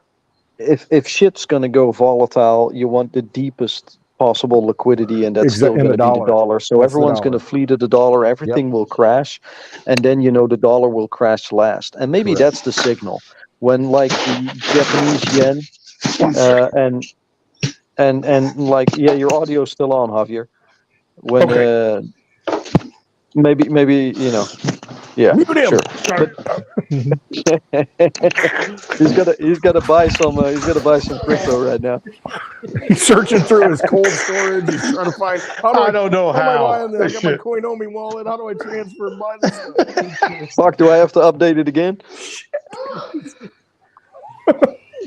Yeah, I mean, see, I get excited about times like this because, you got to think like these people do, and that's what they're doing. They're sitting there licking their chops. All right, how cheap can we get this stuff? You can get Litecoin $50, $30, whatever it is. But like you said, Dave, to illustrate your point, we've been through those times when we're trying to get that buy order in, we're trying to buy it, and the next thing you know, it's up $5. I mean, it's just like, can you even get into the exchange and make that order? Because again, you've got this massive. Everybody trying to get it at that point because it's hitting those certain levels. So, you'll look at the chart long term and you think, even if you can't get that level, right? Even if you can't get that level, say that Bitcoin goes to 3K. I'll just be a little bit bearish here. Say it goes like that. It fills up in an hour with with orders and or less, maybe 15 minutes. And you won't be able to log into your exchange because they all have a different excuse why they're offline. Yep. And then you eventually you get to log in, you get to buy a little bit, and maybe you get it at won't buy it 5K. at maybe you'll buy it at 15 or 12K, but Right. at least you'll have the leg up, because after Yes. that institutional money comes in, so you'll miss that initial 4x, and that's shit. That sucks, but you'll be able to get it. I did want to mention something, Steak. First of all, I wanted to see what Clint felt like to walk away. And I just pretended I didn't do it, but I wanted to see what it felt like to buy a whole bunch of stuff, even though I didn't. No, I didn't either. I bought, but not a whole bunch. I'm broke, man. I'm fiat poor right now. Trust me. Oh shit! I forgot what the hell I was going to say. That travel from New Orleans to here was a doozy. So I'll blame it on that for right now. I'm sure it'll strike up here shortly. I'm having trouble with the gears right now, Steak. It's just they kind of get stuck, and I lose train of thought. Yeah, don't worry about it. I haven't walked away yet. Yeah. No, it's all good. Hell, I haven't even argued with you today. I've just agreed with you. It's all good. Which way are? Oh shoot! Which coin is our favorite coin? And we have something on Theta. Maybe you want to kick on that, Javier. Okay. When Lambo, March 2025. Next question, please. Yes. Next. No, I agree with you on that. I think that's probably a good time frame. I mean, think about it. Here we are in almost September. I like to look at it by the seasons because I think they operate during seasons a lot. Yeah, and Lambo's in the spring. That sounds beautiful, doesn't it? Yeah, absolutely. And then crashes in the fall. And I mean, I've been kind of saying that. I got that feeling September, October is going to be a little rough. I mean, that's when they pull the stuff. That's when they like to make changes. No, I actually think we're going to see mass adoption afterwards. I think so too. I think at that point, all the gears are in place after the crash. You might see a little bit of profit and go down with a correction, obviously. And there's also the narrative from Dave that I really like that the government won't be able to get it right initially, so they'll need a second bull run, which will probably be 29. But I agree. That's when I see mass adoption is 29. Right now, we got to get through litigation. They already spoke about it in the EU, right? They already have an onboarding program for citizens. They call it a little bit differently. I have to look up the political marketing name for it. But they have this onboarding ID for like digital identity and digital currency already. So, why wouldn't that be tied into one another? Like, why would they wait with Bitcoin? They want to move on Bitcoin first before they move to CBDCs. What's Fat Now doing? What's that? When is Fat Now going to enter the market in the U.S.? Right, it's supposed to be working now. I mean, it's supposed to be running behind the scenes. We just, I don't know. Right. I don't know. What that means at this point. I can't see the end result of it. From where I'm standing, but supposedly it's in place and running. So 1 year for a pilot. 1 year to run the actual beta test, and then we got 2025 as well. Everything aligns with 25, man. Sure. Exchanges 4-year cycle, regulation, CBDC coins, like everything is 2025. Which also think if you look at it from the perspective of the guys that sit behind the wheel, right? If you just imagine yourself being Larry Fink. So, in my case, I'd be a giant asshole. Not too be a horrible thing to think of, but okay, I'm gonna try. Yeah. I'm responsible for the ESG norms. I'm just a big fucking asshole, Quite easy to do. I'll just grab a mirror and I'm Larry Fink. So imagine you're that. Imagine you're Larry Fink. You wake up, you call your buddy Warren Buffett, and you call your other buddies, and you say, let's just take control of this market before it takes control of us, because it could have a risk angle. And we don't want that, so let's just kill Bitcoin. What are we going to do? We're going to come up with a plan. They did that probably in 2014, probably initiated in 2013 when, Vincent actually, the regulatory arm of the Treasury, had a meeting in the White House that said, Bitcoin or proof of work UTXOs could be a threat to national security. They all got awakened. Suddenly in 2014, we saw a shitload of new things happening in crypto with new projects and new exchanges, and and maybe that's all shell companies of J.P. Morgan, Goldman Sachs, Vanguard, BlackRock, Berkshire Hathaway. Maybe that's them. It wouldn't surprise me with all the fraud and how well they can play the market, because that knowledge has to come from someplace. This isn't just your crooks that figure it out along the way. We got those too, but there's some smart people that have made some smart moves in the last couple of years. So you got that going, and maybe they own a few stable coins as well. Maybe they are the reason that the whole market is fucked in the first place. And then that's a reason for regulation to happen. So politics is happy with that, because if they make a shitstorm out of it, politics has a leverage to say, see, it's a shitstorm, it's a cowboy, it's the Wild West. We need regulation. So we got that around the corner. Yeah, so imagine we're there, and then you're like, yeah, we're going to buy this shit. What are we going to do? Of course we're going to crash the whole fucking market. Of course we're going to crash the whole fucking market. Like, people don't really comprehend that Bitcoin or crypto in general is like this new tech innovation. No, it's not. It's more. It's like the entire backbone of the new financial system. It's the entire backbone of the new financial system. Everything in finance is going to run on a blockchain. So what do you want to do? You want to fucking own it. You want to own the infrastructure. The military wants to own the infrastructure. The banks want to own the infrastructure. The government wants to own the infrastructure. Are you as a citizen going to own the fucking infrastructure of the money? Fucking hells no. You're not going to be in the position of printing money. You're not going to be in the position of ownership. And maybe a few people are going to be a millionaire along the way. They'll be fine with that. That's just pennies for them. They're talking about quadrillions, in derivatives. They don't give a fuck about a few people, leveling up and actually understanding finance. From a government perspective, having human resource, like actual people in your population that understand finance, that's actually quite good for them. They're happy with people like us. Like, okay, you're paying attention. Well, maybe you'll get employed by a business at some point, and you're going to contribute to the strength of the dollar, or to the strength of America, or Europe, or wherever. They don't mind. They'll be happy to churn some money our way and say, okay, let's have these guys that are already interested in it. Let's them have a go at it. But why wouldn't they thank the market? They did it with the housing market, with the subprime mortgage in 2008. They did it with the .com bubble before they bought in. Before they did it with Ukraine. Fucking hell, over a war, people died, and they bought in grain. They bought grain. They bought fucking grain. That's all they do.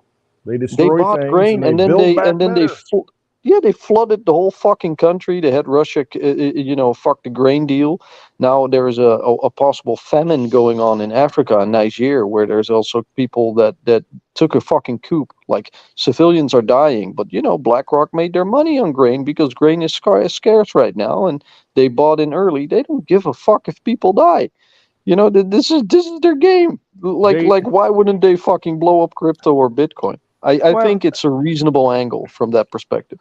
Yeah. Two things. One, I mean, if you've ever known somebody who is very wealthy and been around them, I mean, we're talking, somebody, always been around money, always been around power. They want to spend other people's money. They don't want to spend their own money. They want things cheap. They're the tightest people that you've ever want to meet. They don't want to spend their own money. So if these people are running the show, which I think they are, they're running this existing system, they're going to want this stuff as cheap as they possibly can. And they're not dollar cost averaging into it. They're looking at it saying, how cheap can we get it? We want to get it at rock bottom prices. And that's when we want to buy it, because that's just their thing. I mean, they want to feel that power of, really duping everybody and getting it, Yeah, but not only that, you and I are disposable. Like absolutely, they're just cattle. Run them through the chute. F them. Who cares? And that's the way they look at it. Deal with it. Yeah. How likely are they buying other coins besides the Bitcoin? Because if Bitcoin is cheap, boy, I know some really, really cheap That's the coins $1 million right question or the billion or the $1 trillion question that you're asking right now, Javier. Like, if the angle, say that I was right 2.5 years ago, and they're the same ones behind all these exchanges with shell companies. There's a fair few altcoins that have great fundamentals, and fundamentals will become important when regulation hits, because that's when you want to go to fundamentals. So say that there's a few more exchanges that haven't really shown their colors yet, that we know are very prolific in certain altcoins. Like, we don't really talk about Bittrex a lot. We don't. The entire space doesn't really talk about Bittrex a lot. It's a very What interesting about exchange. Uphold? What about Uphold? Yeah, there's another one. Like, everyone is always talking about the Binance and about Kraken and about Coinbase and logically so, because of the lawsuits and because of the media attention that it gets. But if you look at who's owning the biggest wallets of certain altcoins, then the names we just mentioned are like Uphold and Bittrex are very interesting to follow, because what did they know in 2014? Why the fuck did they invest so much shit in a few coins that at the time were like, yeah, it looks good from fundamentals, but then they were completely repressed in price for the next 8 to 9 years? Like, that's not gonna be infinitely so. I mean, you're not going to invest from an exchange point of view in a coin and not make bank at some point. That's not going to happen. So and there's also nothing to default on, because it never moved in price. So there's no over leverage there. So the only thing that it can wait on is for it to explode at some point. But what is it that they'll do with it? Like, I think that Litecoin is very repressed and undervalued, like tremendously undervalued. But it's probably the strongest of all the altcoins, and that's why there has been more price movement than in others. We've talked about Digibyte. Well, Digibyte from a price perspective is just fucking bonkers that we're still talking about it. But if you look at through all the other, all the other things that it has and that it does in the ecosystem, I personally think that it's the number one project in entire crypto right now, like from all angles. Like, it's not even funny. It's like miles ahead of the rest, and yet it does fuck all in price. Like, it doesn't make sense. And then you got Doesn't make XRP. sense. And then you got XRP, like the elephant in the room. We got all the lawsuits, all the big players, amicus briefs. You got sponsors dealerships with banks. You got all those things line up globally. There's just a fuckload to uncover there. You got partnerships with Amazon, with American Express. It's just fucking nuts. And then you look at the price. Does fuck all. I mean, just now it went down 17%. Great. And if you look at it and you look like, okay, I want to make money, then I get it. You're not going to invest in this and you're going to be in Pepe. You're going to make Pepe coins. You're going to be in Shiba Inu or something else. And I get it. And that's where 99% of crypto is. That's where you just invest $10 or $100 in a fucking meme coin, and that's where it is, Javier. Let me ask you this, because We're in Clint has done this niche. on his space. There's a time that he will look into Digibyte coin because of the exchange value through Litecoin, and in reverse.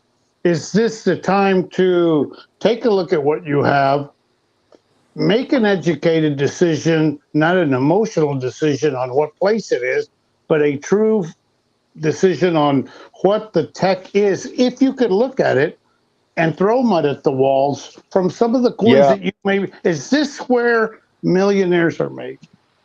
No, I think this is where billionaires are made. Damn, I didn't want to hear that. That's too much for me. Way over my head. That's a zero that I don't want to have to deal with. But no, this seriously. is what I'm trying to help people out. Seriously. Look seriously. Let's just do the math. Do the math. Let's do the fucking math. You got BlackRock entering the ETF. They got like 900. What is it? 9 trillion, I think, on the side, or 900. Anyway, divide that by 21 million Bitcoin, and you get like an increase of 420,000 per Bitcoin. On price in Bitcoin if they invest only 1% of their assets. If they invest 1%. So the reasonable guess for this asset is between 0.5% to 4%, which would mean that Bitcoin would go to plus, so apart from what the price now is, plus 210, plus 420, or plus about 1.6 and a bit, 1.7 million in price increase. That's Bitcoin. That's only if they do a half, 1 to 4%, which is reasonable for the state that we're in right now with Bitcoin compared to other markets and the diversification of the entire portfolio that they have. You shouldn't expect 100% of their total assets to go into Bitcoin, but it's reasonable. So then, of course, you're going to see a diversification of that, because if they go into Bitcoin, a bit of that will go into Litecoin, a bit of that will go into Ethereum, Bitcoin Cash. Yep. And those are the four right now. Yep. But it's not really hard to see a future where Ethereum will be dealt with politically between the CFTC and the SEC, whatever it may become. And they'll probably add it to their portfolio as well. There's just too much Swiss banking money behind it that wants to move from the old system to the new system. We all know that. We all know that there's some big players behind Ethereum. It's not really a surprise. So is it too far-fetched to think that we're going to see an XRP on there and a Digibyte on there, or maybe 20 or so projects, maybe 50, but probably 20. And then you look at who are the most compliant, who are actually doing something that you want to invest in that's actually meaningful. Like if you look at the .com bubble, where's the Facebook, where's the Amazon, but not where's Pet's place. Like I don't want to invest in that. I want to have the sock puppet dog, pets.com. You're right. Yeah. Right. You know what I mean. Stake, so that no, just give me a sec. So you got that. Let's do the math we said. So you got like, say for example, you got the current price of Bitcoin plus 420K. That's 1%. I like 1%. It's easy to do math with. So you got like a Bitcoin price of 450K, maybe in March 2025, April 2025. And then what do you got then for Litecoin? And just based on the current SATs, I'm not even talking about fundamentals that will overnight probably, or over a week, suddenly go towards its real price discovery, because the SATs right now that Litecoin have is repressed based on everything else in the market. But if the rest in the market isn't compliant, you're going to see the SATs of Litecoin, but also of Digibyte, shoot up massively, like massively. It's going to go to its original pricing. So what are you going to get for a Litecoin? How many SATs is Litecoin going to be? How many SATs was Litecoin in 2014, 2017? If you look at the charts, and then do that with a Bitcoin price of 450K, and that's just Litecoin. And then do that with Digibyte. Are you going to see a Digibyte around, I don't know, $30, $70 for one Digibyte? Is that where you're going to go? Are you going to see 20,000 for one Litecoin? Is that where it's going to go in 1.5, 2 years? So when you say, is this where millionaires are made? I think we're going to see a lot more zeros, because this market is so fucking tiny right now, Javier. Sorry that I'm going on a rant, but this market is really tiny in liquidity. I'm glad you did, and you explained it so well. But here's the disappointing thing for me. Disappointing. Did you ever see the show The Beverly Hillbillies? That's going to be me moving to California, because I don't know what the hell. Oh shit! All my pots and pans, honey, get the goddamn truck ready. We moving to Beverly Hills. Javier, you used to run a business. I'm sure you know how to delegate. No, I don't. I ran a small business where I was the guy that did all the work. That's why I was successful. But the thing is, look, if you got like I don't know, 7, 8, 9 zeros, God, I hope so for you. Look, the fact that you say, that's your biggest problem, I don't feel sorry for you. I'm sorry. Javier, you can always stock the bar anytime you want. Come stock the bar with horny toes. We're good. We'll find a use for it. It's all good. On the way to Beverly Hills, I'm going to go stop by Illinois. Yes, you take a month. I'm just going to snake my way through here for a while. We're gonna have Javier's cabin over this way, so next time he comes back, he's gonna just drop Yeah, I'll in. have my own place when We'll have you a decide to keypad have a just meet for up there. you, and the keypad's gonna work. Just make sure that those guys that installed Dave's keypad don't Hey, install I mine. know a carpenter. I know a guy. We're good. No, that's scary. That's scary for some people. Javier, but can you imagine if you can add 3 zeros to your current portfolio? Well, and What that's that what I will was do. trying to, that's exactly what I was trying to illustrate earlier, is that if you have an influencer with 100,000 followers divided by 8 million or 8 billion people, that comes to 0.0000125. So we are 1/10,000th of the population. We're not 1% of the population. No, So not those at all. 4 zeros, I mean, could those 4 Dave, zeros? not even more. But how many people? I'm thinking 3. Yeah, Conservatively, I'm thinking like 3. how many people? If you look at like Twitter or Telegram, or people know Litecoin, of course they do. People know Bitcoin. People hardly anyone knows Digibyte. But if you look at it through that metric as well, then people like us, we're very niche.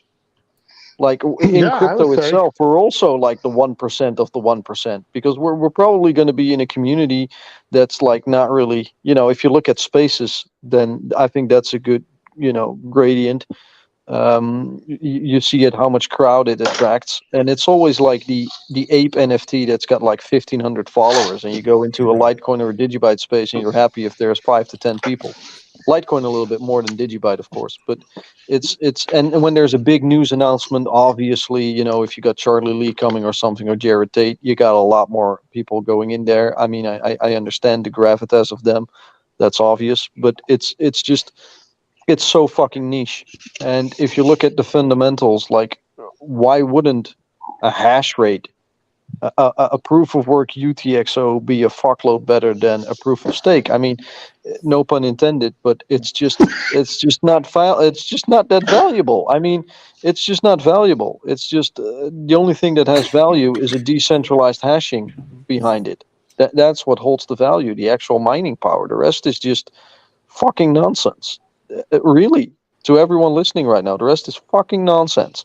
That's just a consensus mechanism that the only thing that's important with something that's not a proof of work UTXO is what business deals do they have? Like, in what market are they? And if they're in the big banking derivative market, like XRP is with cross-border payments and interledger protocol, yes, that has big value. But still, the consensus mechanism is not the same as a decentralized proof of work that has a mining behind it, And it's just, the only sad reality is that people don't really think that it has value, because they only look at the price of the recent years and they say, see, if it is that valuable, why isn't it at this price right now? And it's just as if they don't want to see the manipulation and the fraud in the entire ecosystem, yet they're also aware of that, but they don't really follow it, how far the rabbit hole goes. Exactly. It's cognitive dissonance, because they sit there and they look at it and they say that, well, if the price would go up. Or it's just like people saying, well, if that's true, I would have heard it on the news. No, you wouldn't have, because it's all controlled. The whole thing's controlled. You're not going to hear it. You're not going to get the right value of these assets. Yeah, most of let me ask you each a question. Yeah, you're right, Clint. Sorry for interrupting. No, you're fine. Sorry. Let me ask you all each a question. It's the same question. And I know that the answer is you've got to do your own research, but you got to do your own research. Do you suggest sticking to certain coins that we are pretty confident in, that seem to be chosen? You're up in the top 50 coins, your Litecoins, your Digibytes, your Bitcoin, your Ethereums, or do you suggest throwing mud at the wall, small amounts of mud, both, and trying to knock that home run? Look, if you want to throw mud at the wall, that's a valid strategy if you cash out in time. Yeah. And, if you don't cash out in time, that's not a valid strategy. So if you know. Yes, I kind of agree there. Like, greed is a very bad motivation. I think that take emotion out. emotion. Yeah, don't marry your ruins fucking people. backs. Like, I'm happy by not being in Digibyte or Litecoin. I would give it up if there was something better, but I don't see it. Right. I don't see anything better in the market. Yeah, of course I see Bitcoin, but I think that's kind of a given at this point. But it's just, I don't see anything better. And then there's the difficult aspect that I have with Greg Wright and Bitcoin Satoshi Vision and N-Chain and the patents, because it's just so fucking much to uncover, and it's written in a very cryptic manner and vaguely that I think that 99% of his patents are just bullshit. So one should determine utility value of the token. I missed the first part. Fever Flav. Dave, can you see the comments?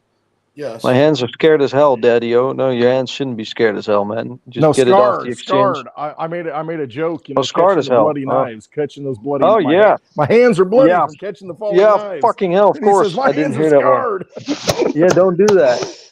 Look, Just I'm not a grab it. trader. I'm a long-term investor. I'm not a trader. I don't have the skills for trading. Plus, I think it's too fucking volatile, and the game I'm is rigged. both. And listen, I'm if you've both. got a long-term, I know, Dave. You're better than I am. I'll shut up real quick, and Dave, you jump in. But you know, if you look at it from a long-term perspective and you understand the fundamentals, like I think I do, and like, you know, that's why I talk about, you know, that's why I talk about Litecoin, because I do understand the fundamentals. I understand the math. I understand the population. I understand it's on these platforms. It looks like one of the top four. It's you know, it's Bitcoin's brother. You know, it's a little brother. And so to me, it's like I'll catch the falling knives because it's like I'm not going to sell it. I'm not going to use it until I need to use it. And I know the long-term time frame. And for everybody out there right now, you know, we've been through this, Dave. I mean, we've seen these markets to where they trough down. Everybody's scared. Crypto's dead. It's all going to zero. Whatever the political news events are, doesn't matter. And so we're in that period right now. And when you understand that the long term, I'm talking 2 years or less at this point, if you're investing in a 2-year time frame, I mean, That's not a lot. Right now, it's like, okay, I got Litecoin at $65, $75, $50, $30 if it goes down to that. That's nothing. In 2 years, you'll be glad you got it under 100. You won't care. And same with Bitcoin. It's like, you know, under 30,000, you'll be glad you got it. It doesn't matter if you got it at 26, if you got it at 15, whatever it is. I agree there, Clint, but there's a lot of people that have entered the market in the last 2 years. I'm one of them, cycle. 2.5 years. Cycle. I know. And you know, they might not have had that payoff yet. And that's why we're saying that, because it's just like it will recover. Yeah. We've seen this. We know what's happening, and more so now than ever, you see the institutional money lining it up. You see what's happening, and if you have a 2-year time frame, not a 30-year stock market time frame to where, oh, I'll be able to retire on this. No, if you've got a 2-year time frame and you see all the cards lining up, if you can just wait 2 years. This is a transfer of wealth from the inpatient to the patient. And let's add another layer, Javier. Let's add another layer. Sorry to cut you off, but let's add another layer. Do you know why this is so bullish? Because if you've been paying attention, even through mass media, to the politics of the US and Europe, every single fucking law that's been passed has been about digital assets. The CHIPS Act, the Infrastructure Act, Cyber Resilience Act. They even, you know, that's an EU one. If you look at the US, they had that 686, that you know, Patriot Act on steroids. What was the name again from our boy Mark Warner? It was the Restriction Act. It was a draft, of course. So, you know, every single fucking thing that they print money for, specifically the CHIPS Act and the infrastructure bill, there are huge amounts of money have been printed for it. It hasn't been spent yet. It's still sitting there on the sideline. The government hasn't spent that money yet, but it has to go to Intel. It has to go to not only to your bridges and your roads like they talk about, but it will go to your chips. It will go to your sensors. It will go to your semiconductors. It will go to your quantum computing. It will go to your AI. It will go to new internet addresses. It will go to new satellites. You know, this is everything. All that hardware is you know, the backbone of the software that runs on it. And you can't have AI or digital money on it if you don't have a digital identity. And you can't have digital money if you don't have an innovation from a free market. because it needs it. So you can't kill crypto because you need the free market. You need the innovation permanently. And Steak, Sorry, I wanted to add that. No, you're good, Steak. You know, and I was just looking because this ties in everywhere, and that's what you do. You make connections. I was kind of looking into the Hawaii stuff, and it ties into what you're saying. If you look at what they're doing, and you look at what's happened, and you look at digital cities. That's a cheap smart city, isn't it? Yeah, exactly. At this point, and you know what? When you start looking at what the digital Hawaii digital conferences, and then let's take the conspiracies out of it. But if you look at what they're trying to do, one of their fundamental things that they want to do is we need to provide equity. We need to do this, and we need to identify. And they're talking about identities and talking about build back better. Yeah, and I mean, so all of it's tied into this ID thing, and it keeps coming up, even in that little small island cluster out there in the middle of nowhere. I mean, if you look at this stuff and you start making the connections that you've talked about, and I have. And just by looking at what happened in Maui, that's where I started. Look at the governor, what the proclamations that have made. Realize they're under a state of martial law, and he suspended laws.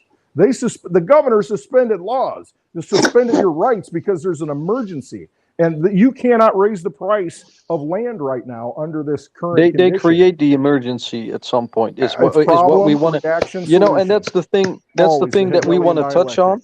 Look, Clint, I'll give you one thing. Like, we don't want to be seen as conspiracy theories nuts, but every single time a thing like this happens, there's always an emergency. Yep. Like, there's always an emergency created, even though the bill is already in the desk. We know something is coming, and then all of a sudden there's an emergency. It's not that there's an emergency and then we decide on a solution of the emergency and we come up with the new idea. No, the new idea is in the desk drawer. We know it. It's been talked about. And then the emergency comes. Steak, let me mention something. And this is where the eminent domain comes in. And I can speak from experience. Eminent domain is usually built because you're going to put a railroad or a park, something for the community, maybe even a highway. It has been changed here in the United States, and it happened during my call and one of my businesses that I personally had, where they completely changed the law and said, because this company will make more taxes and more taxes will be paid, we are going to choose this company over your business. Yeah, I know what it is. So nothing, you don't own anything. It's power anything. Of the government to take private property for public use without the owner's consent. For instance, Blind Dave has a beautiful place. Walmart comes in and says, we don't want you to live there, and we can pay more taxes than you. Bye, Dave, because guess what? That law, eminent domain, meant for the betterment it's for public, of the community. It doesn't mean that anymore. It changed. It changed during that time where the Dallas Cowboys built their new stadium and they bought everybody out. It's not right. Yeah, but Javier, I'm going to give you. It is. I'm going to give you an outsider perspective here, and you Americans listening, you're going to hate me for it. Like, you guys got a ton of fucking reform to do with your infrastructure. I was there in 2007. Lastly, it's been a long while. I'm sorry, it's been 15 years, but even then, the state of your bridges and roads, fucking hell, and nothing changed even since the last 15 years. Everything's rusty, potholes. Like, it's old shit. Good shit, but old shit. And it drastically needs updating. Everyone knows it in the US. You need fucking new roads. You need new canals. You need new electrical. You need new pipes. Everything needs to be done. But it's very American to say we're going to wait till the last optimal moment and then do everything at once because that's the cheapest. Do it all and then do the premium shit so that everyone's happy and then we can go along for another century or two. Well, I mean, that's a very efficient way. And that's how I see these laws, Javier. But but let's call a spade, and let's not go that we are a republic and we are really interested in the values and what we don't care about. The government cares absolutely nothing about us, never has. Because if I go in, if Clint has that property or Dave has his property and he's had it in his family for however long, all it takes is someone with deeper pockets to come and take it from them at value that they set. It's not if you put the value on your property, because I could come in and say, hey, my property's worth $300,000. I'm going to tease you a little bit now. I'm going to tease you. But at that point, what the hell? why would you want to even live in this damn country? If someone I'm can going come to and tease you. I'm personally going to take your tease you a tax little away, bit. the hell with I'm going to moving to tease you a Beverly little bit. Hills. You're so proud of your gun laws. Why don't you shoot those people instead of the kids at schools? You know what? No. Well, put it this way, and to understand that, let me break that down because I am an expert at that too. I Litecoin would just consider died. No, myself it an didn't, expert man. because what we're seeing I can is a still send it. political movement. If we are Still going works. to get The rid hash of rate still up. Sorry. let me go. If we are going to get rid of the guns, well, let's get rid of butter knives. Let's get rid No. of cars. Let's get rid of fentanyl.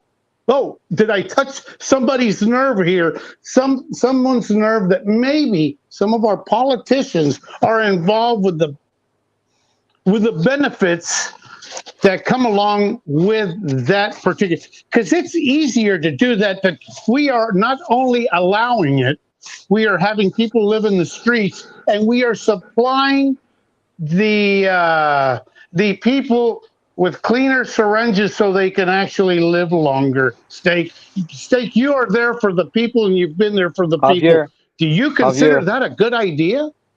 Javier, you know the game is rigged. Yes. We know that. But we also know that if you squeeze a lemon, at some point, hardly any juice comes out, and you need a new lemon. And yeah, but we sometimes can it new squirts lemon. in your eye, and it fucking Yeah, hurts you, but, and you learn you your know, the lesson. thing is, so we're in the transition now from old lemon to new lemon, and then we start squeezing again. And we're basically here saying, Javier, we're basically here saying, fuck the lemon. We want full decentralization. And, you know, full decentralization might take another 2 decades because it looks like CBDCs won't go away. Not enough people in the public tend to care because they're either too busy, too stressed, or too stupid to get it. And that's the reality. So Hopefully some what of we our have money here, can Javier, go into that. Javier, what we have here is an opportunity to say, I opt out. And I opt out and I make a smart investment. Hi, Mark. So it's just from that angle that I say, is it morally right? No, of course not. I fully agree with you. But on the other hand, we don't have that system right now neither. I mean, if the bank wants to freeze your money, they do that.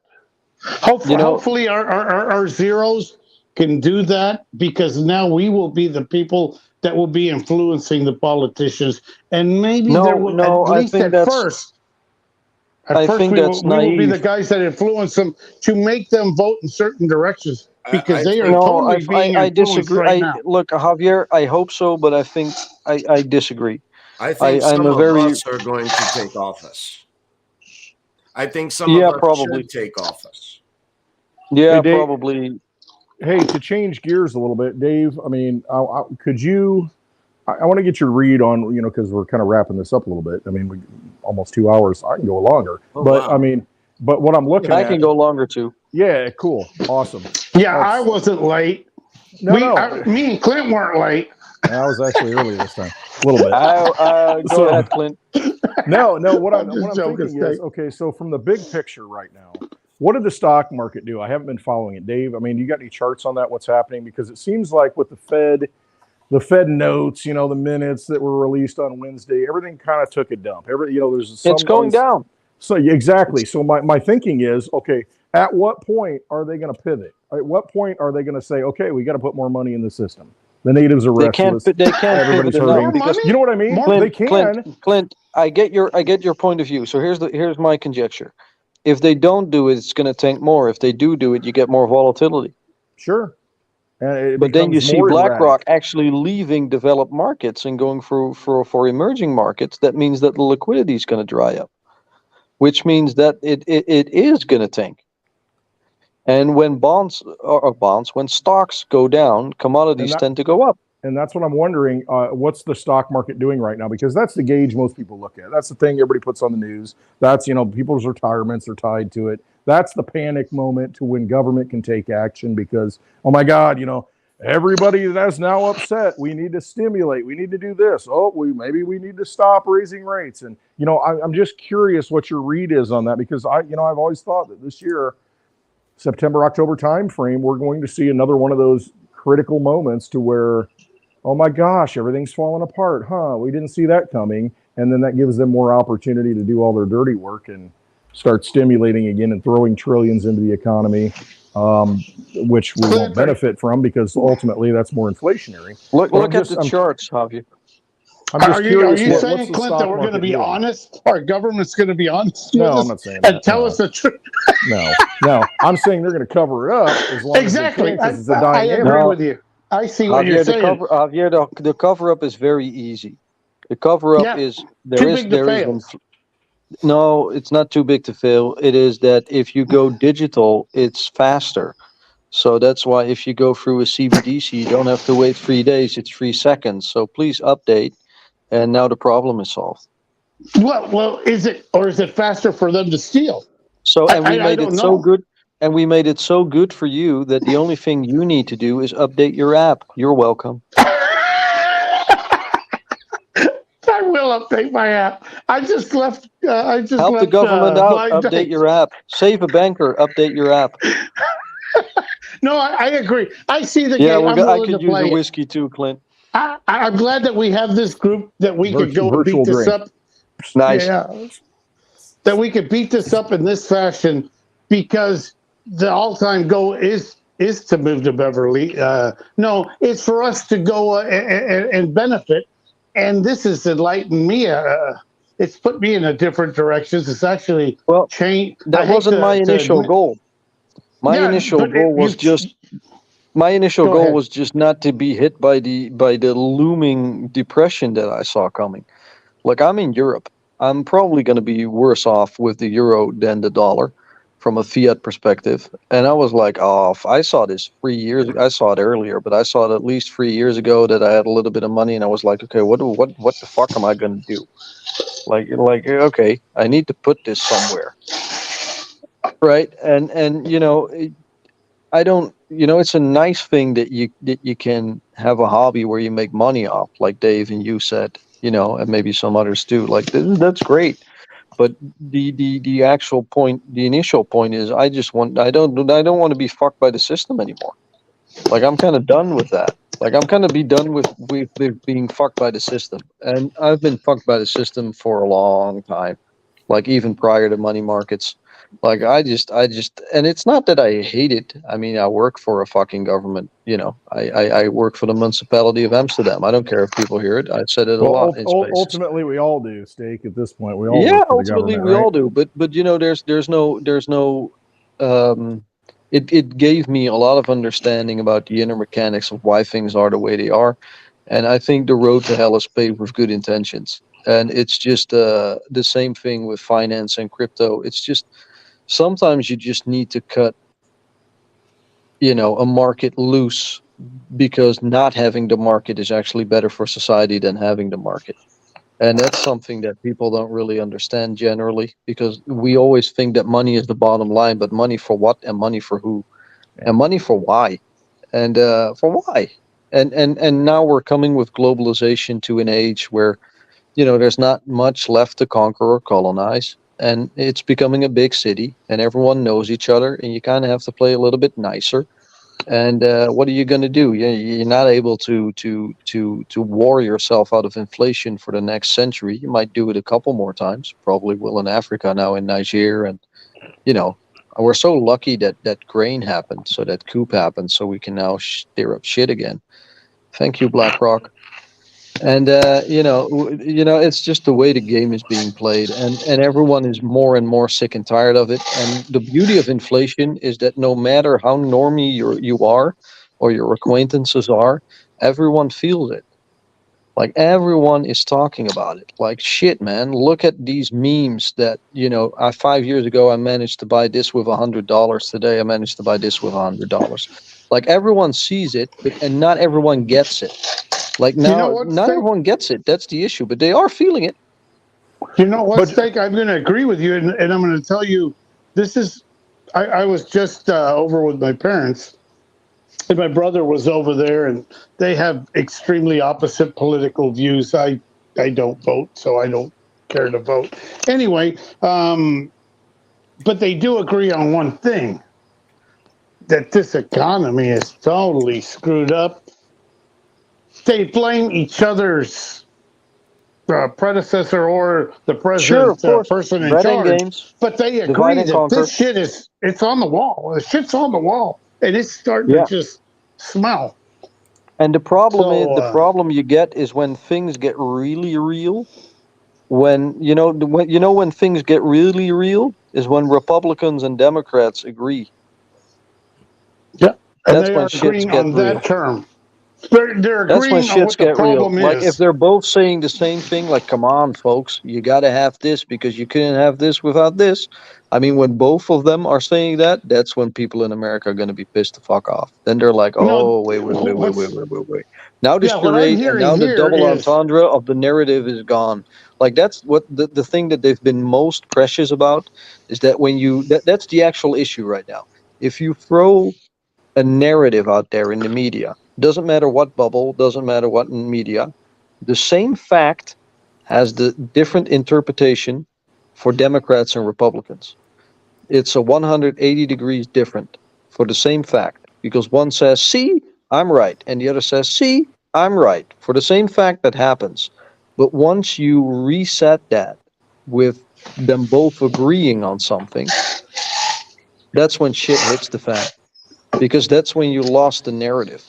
That's when you lost the media narrative. That's when everyone is suddenly awake and saying, what the fuck just happened? Did Biden really solve the bipartisan? No, of course not. It didn't fucking solve anything. Guy's fucking dement as fuck. Everyone can see it. Give him an ice cream. yeah, He didn't solve fuck all. The only thing is that it's bust. The game is bust, and something actually needs to happen. Like they can't permit yeah. themselves anymore to kick the can down the road. They need to do something. And I think that moment is imminent if you get an everything bubble. Because the rest of the world isn't buying your debt anymore as much as they used to because they got bricks. Like half of the world just said we're fucking done with the dollar forever. We're gonna go to fucking something of our own. Like bye.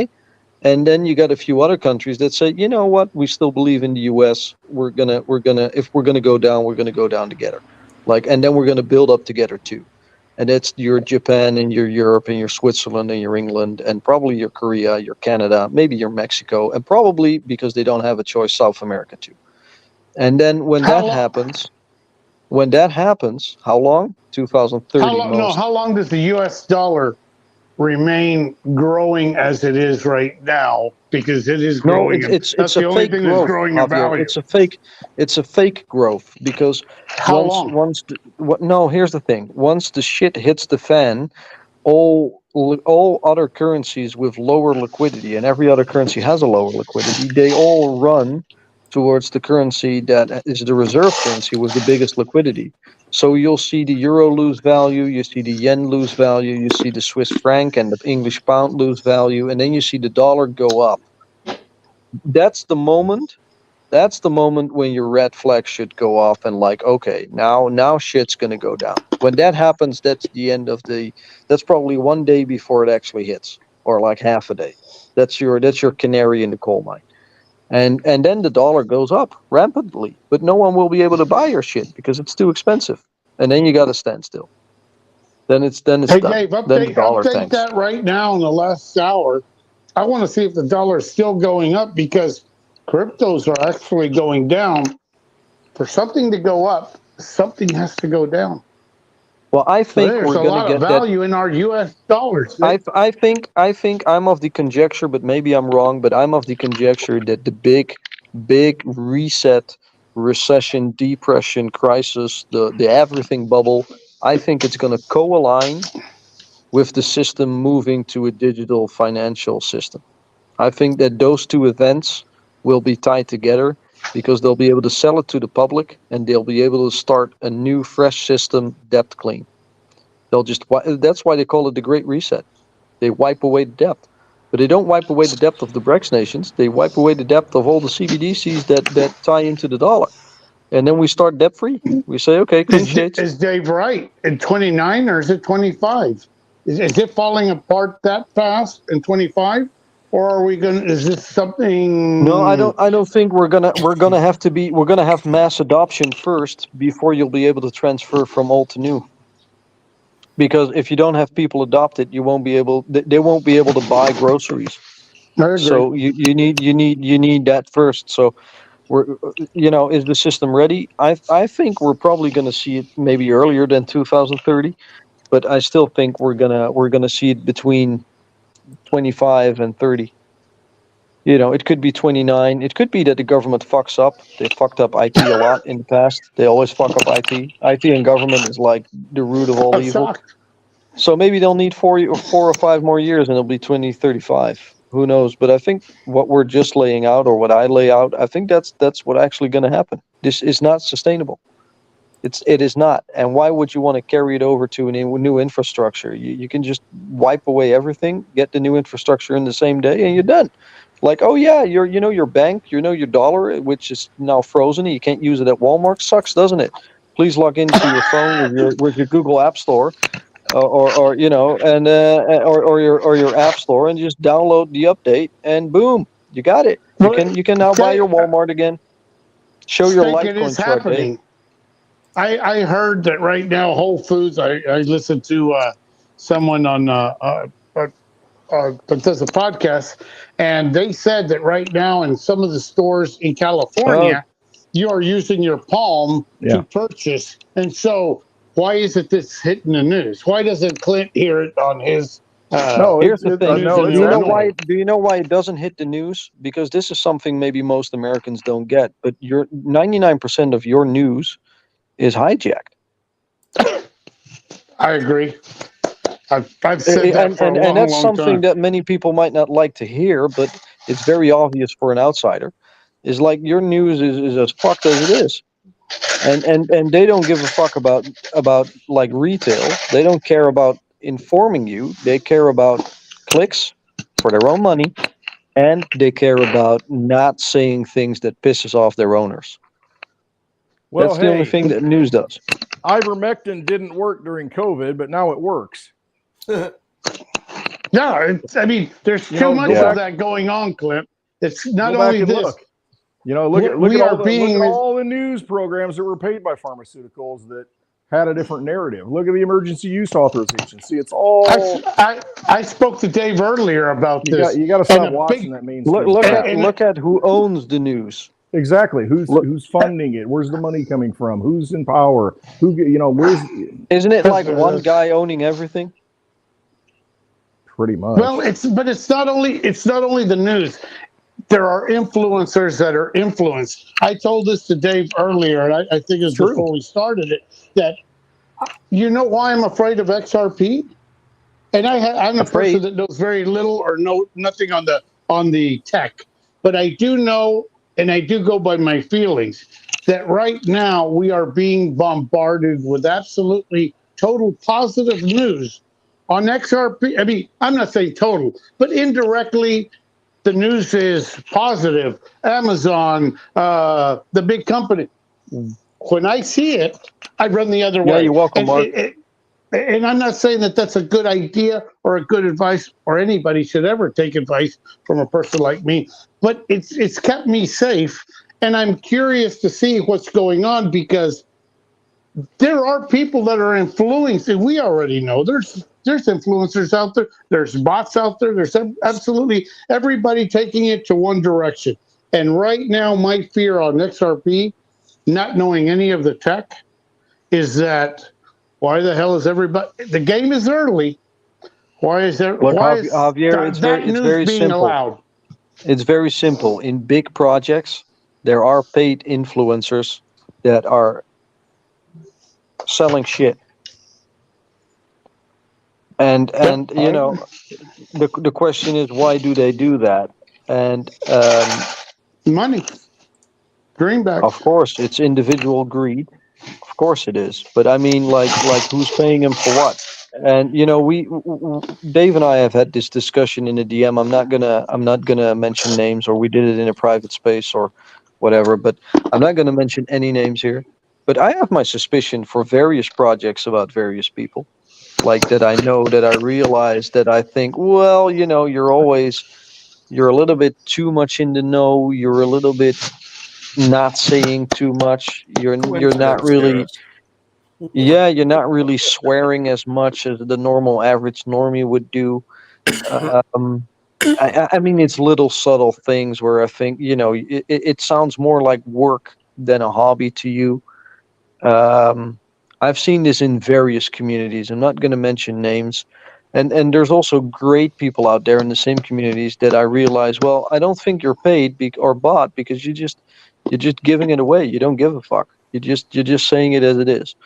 And it's that difference, that distinction, that grinds my gears as well. Because if you look at all these exchanges that have been going bust, is they always play in the hands of the big money. It's never the retailer that's yeah, it's always corporate that wins, right? It's never really the SEC isn't here for retail. The SEC isn't here for retail. It isn't. Gary Gensler is not your best friend. He should be, but he's not. And not that I hate the guy. I think he had a tough job to do too. But as good as he wanted to do it. Yeah, no, I get that. But I think, if you're underfunded and you have to take on this big beast of a whole crypto ecosystem, good luck.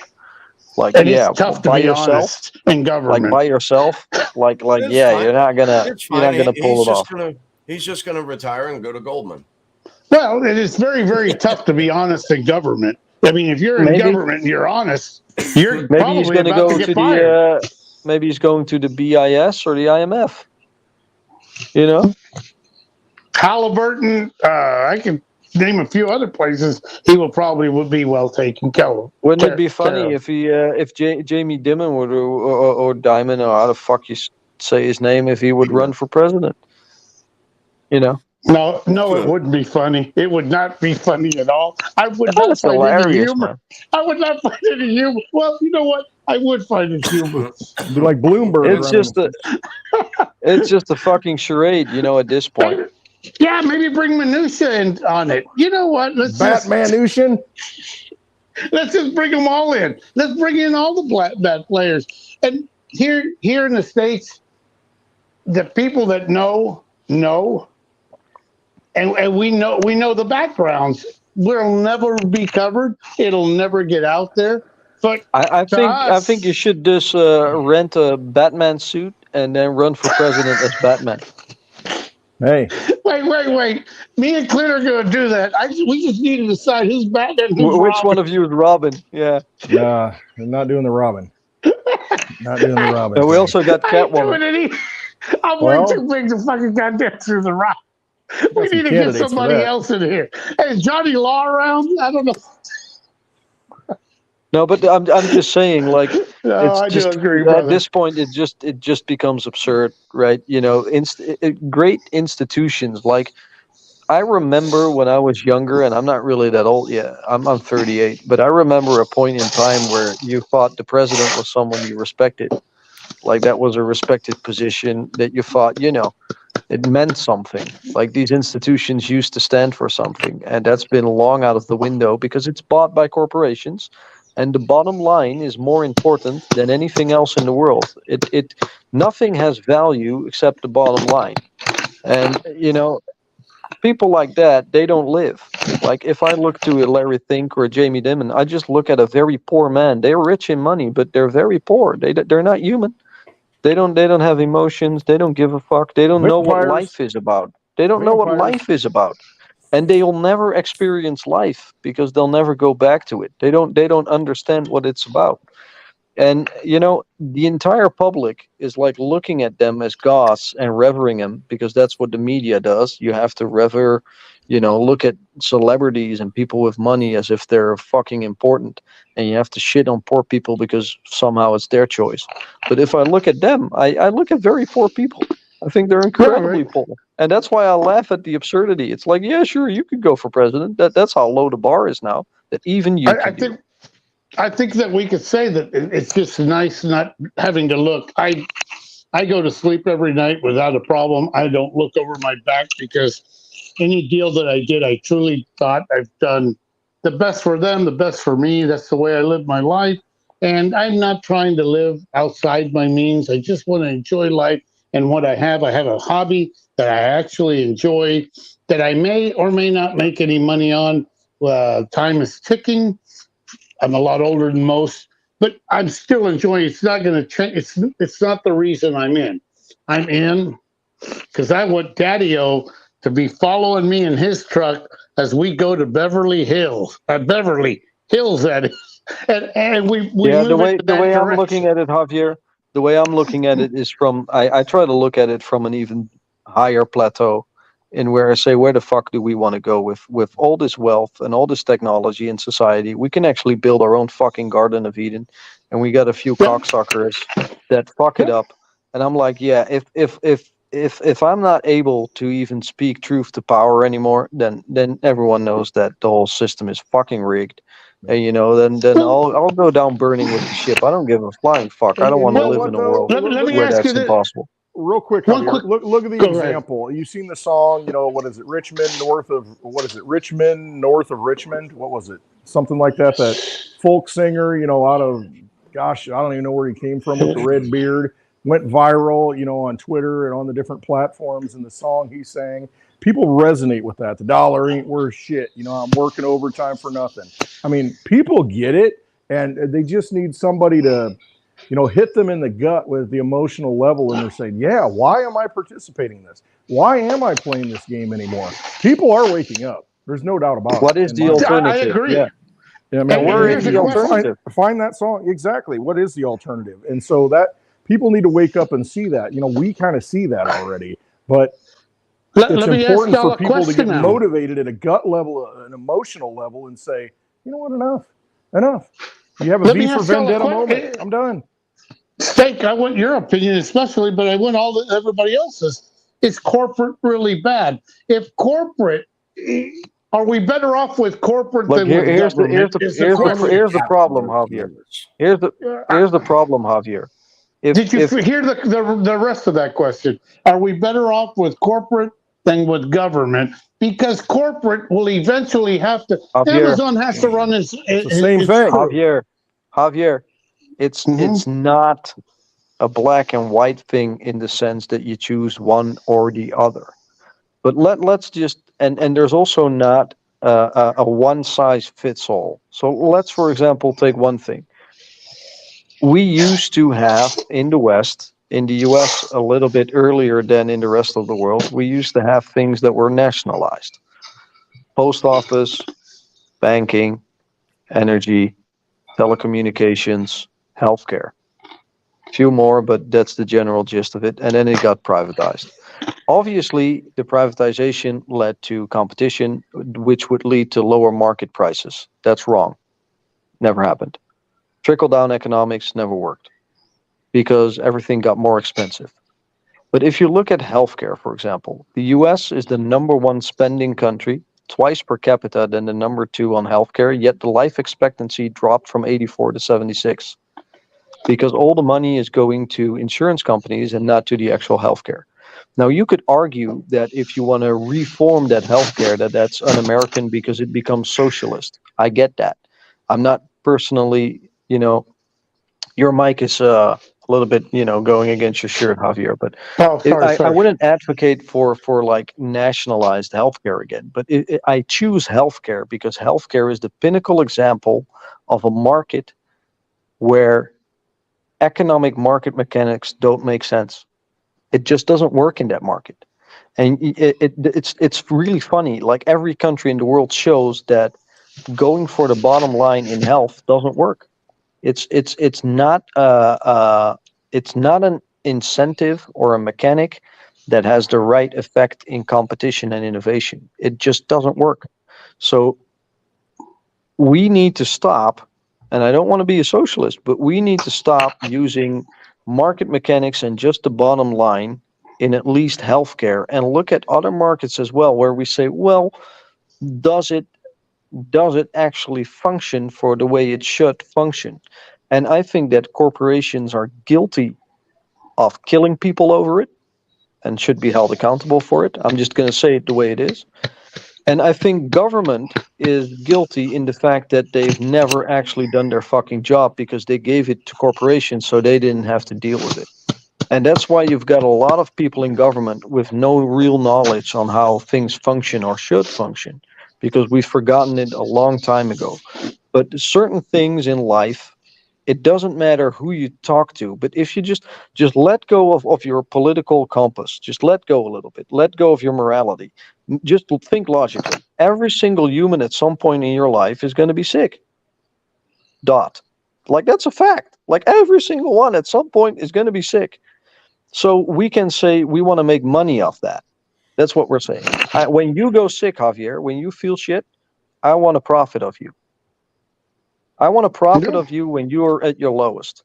And everyone in the US has been brainwashed to say that's a good idea. When I feel like shit, please make money off me.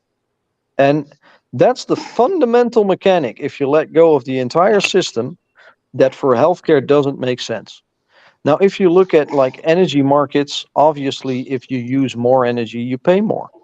If it's very logical. But if you're ill, you don't choose to be ill. You don't choose to get cancer or diabetes and then say, well, diabetes is a lot cheaper than cancer, so we should tax that accordingly.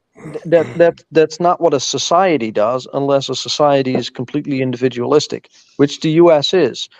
And my problem as an outsider is that I don't think that that's the definition of freedom.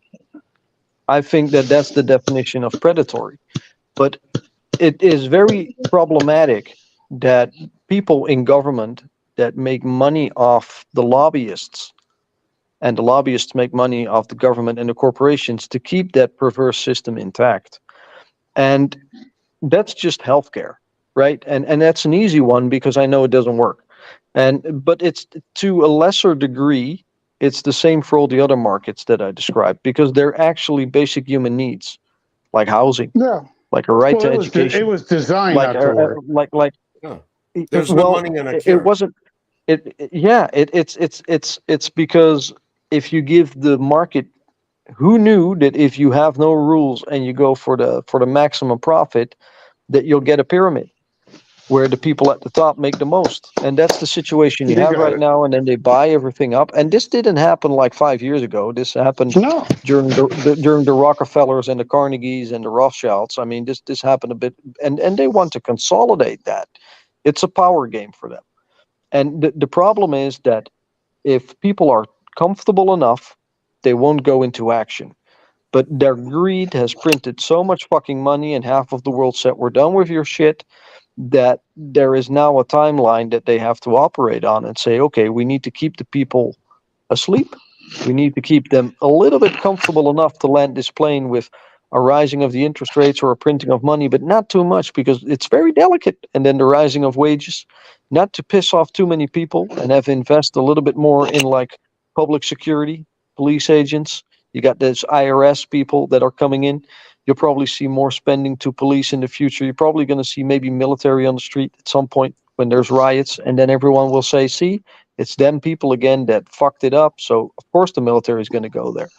And that's the narrative that they spin in keeping people pitted against one another. We got all sorts of social cultural issues, big problems. Yes, they require attention. Discrimination everywhere, gender politics that are fucked. We got, you got all that shit that's building up, but it's all to keep attention away from the big elephant in the room, and that's that the money system is fucked. And it's not sustainable. Money is fucked. So fix the money and you fix the world. And that's we need to find out. We need to find out who's screwing the money. Because I'm going to tell you this, and we have people that have animals here. Our veterinary expenses are probably higher than most countries in the world. Look, you're Clint, paying, am I your wrong? interest on your debt is almost as high as you're spending on your military. Yeah, but we had a very few amount of people make those decisions. We already knew it. There used to be a time we all used cash. But now they made it extremely easy for everybody to have a credit card. Legal or not legal in this country. The sad reality is, Javier. The sad reality is you have a bunch of 60, 70-year-olds in power that have known nothing else than a growth of their wealth. And while they're almost dying, the last decade, they don't want to own one yacht, but two. and they want to own it in a fun color, so they have to paint it in a fun color. Well, 99% has a difficulty to make ends meet. It's like they want money for something that they don't need. And there's a few billionaires out there that also say, well, I don't need this money. I don't need these pitchforks that are coming my way. But trust me on one thing for the younger generation, and I hope some old folks are watching or listening, is younger generations won't forget this. Thank you. Like they're not able to buy a house or get kids. Like younger generations won't forget this. Like I don't think that they realize that everyone below 40 hates their fucking guts, and if they need help in a pension care or in a mobile home or in healthcare, fuck them. I'm telling you, and you say 67. I think that's young. We still have politicians going and speaking to Xi 80 in China that are 90 years old. Kissinger is over there. I mean, what the hell is he doing? Kissinger is over there. Yeah, Kissinger's over there. And then there's what the hell is everyone he is doing over 80. Everyone's over. So why is there a pension limit for like a driver's license, but not for being a politician? Thank you. Or also to be a judge in the state of Louisiana, you cannot exceed the age of 70. So why is it these other people go off into other positions of power and they exceed the age of 70? And because they're part of the old boys club. They're part of the old boys club, and they want to get paid, and they keep each other in check. And I can't wait for all of them to die. I think that the best thing for humanity would be if they die, humanity's better off. That's their legacy. When they die, things get better. That's their legacy. I would ask each of them what they used to say back in the 60s was, don't trust anyone over the age of 30. That's what they used to say back in the 60s. So why are we listening to these fools? Well, no, I agree. Wait, I don't know. The queen was, I don't know. She was an old lady back when she got married, when Princess Di got married. Kissinger, I don't know, how old are these people? Like 165? I have no idea. Who the hell's keeping track? Who the hell is keeping track? Because that's what they tell us. Weird thing about Kissinger, counting at 100. Look, I followed Kissinger a little bit. Interesting fella. I'm not a fan, but interesting fella nonetheless. But with his 100 years, he might be, a little bit slower paced in how he speaks, but he is as fucking sharp as a knife, man. Well, whatever he's on, I want some of that. Oh no, but here's the funny thing. He said, I travel on my own accounts to China, and then he meets with President Xi. Like, you really think that the fucking president of China is going to meet with Kissinger if it's just like a vacation visit? Like, that guy is so busy. He hardly pays attention to anyone that comes, even like foreign affairs. Nation state leaders are being met by like the minister for finance or for defense, but not by Xi himself. But he was there for Kissinger. Yeah, he was there. Look, he was there with Nixon. And I look at him, take a look at that picture with Xi and take a look at the picture with Nixon. He doesn't look that much older.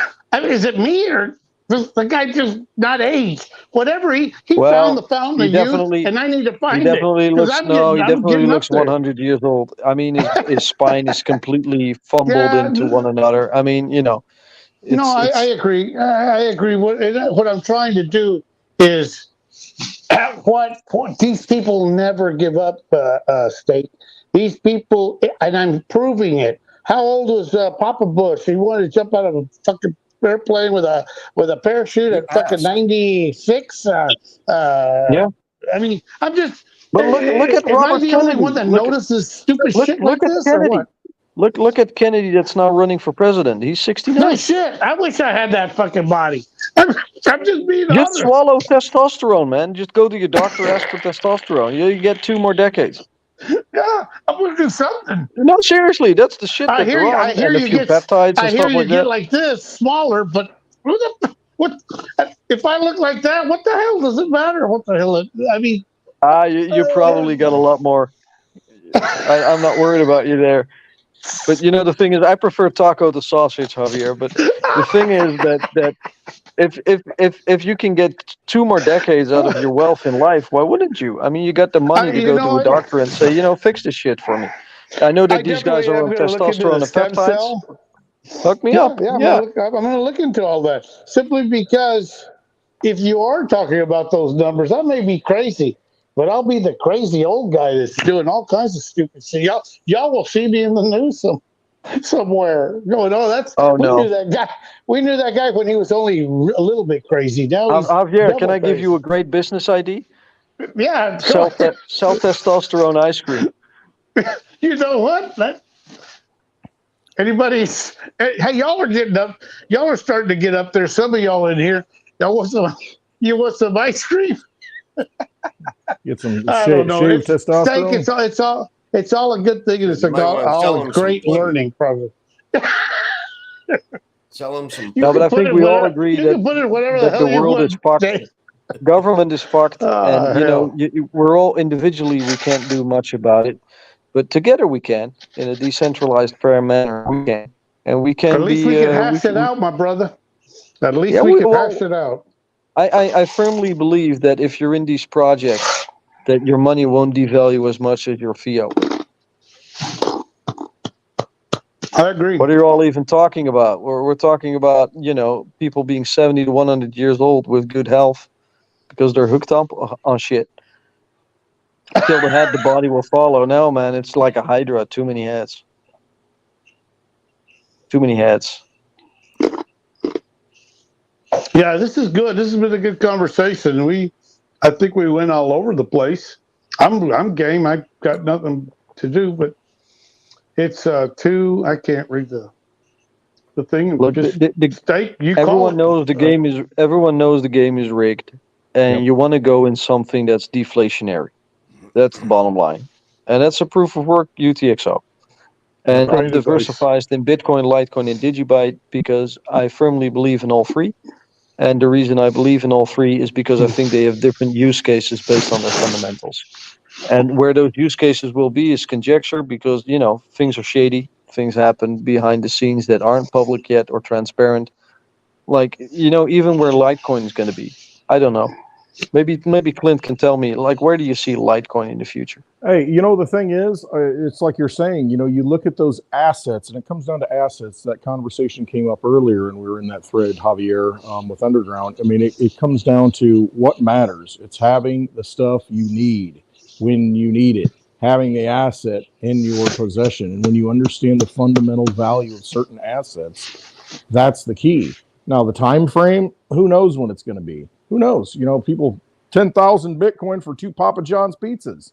I mean, it was an asset that worked, though, and people were like, okay, well, it worked. That's cool. That's a good proof of concept. You got to look at those things that have been running, those things that have been working.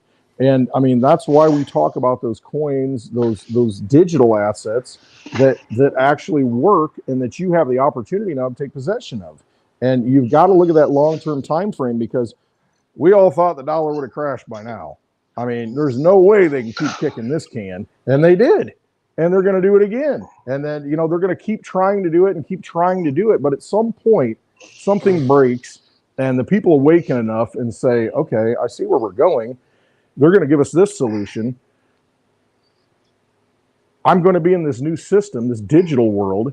They're going to give me all these options and all these nice things to where I can go to Walmart and shop. Don't you want to be in that system and ahead of the game and have the assets that actually work, that you can hold, that you can use? I mean, when the time comes, don't you want to hold your value in something that you can control rather than them telling you what you have to use? I mean, because they want those assets. There's no doubt about it. And something real quick right now that you said, 10,000 Bitcoin for 2 pizzas. 2 pizzas. And I'm going to say, in probably 70% of the people's on Earth's lifetime, that's huge. Because we hear about $5 gas, we hear about nickel hamburgers, but that was 100 right now. In I'm going to say the majority of the people, I don't know what percentage it is, lifetime. I don't know how many people have been born since those pizzas, but I'm going to say as far as 70% of the people. And in that lifetime, there's been $10,000 for 2 pizzas. Right now, it's at 30,000 or whatever the hell it's at. So it's huge.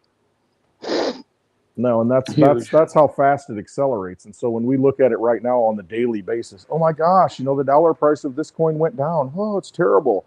Look at the longer term time frame and look at those things that are working and have been working. They're going to continue to work. You know, we think just based on history. So position yourself accordingly, you know, get the assets that you need, get them in your possession, have them, and be prepared, because obviously it's happening.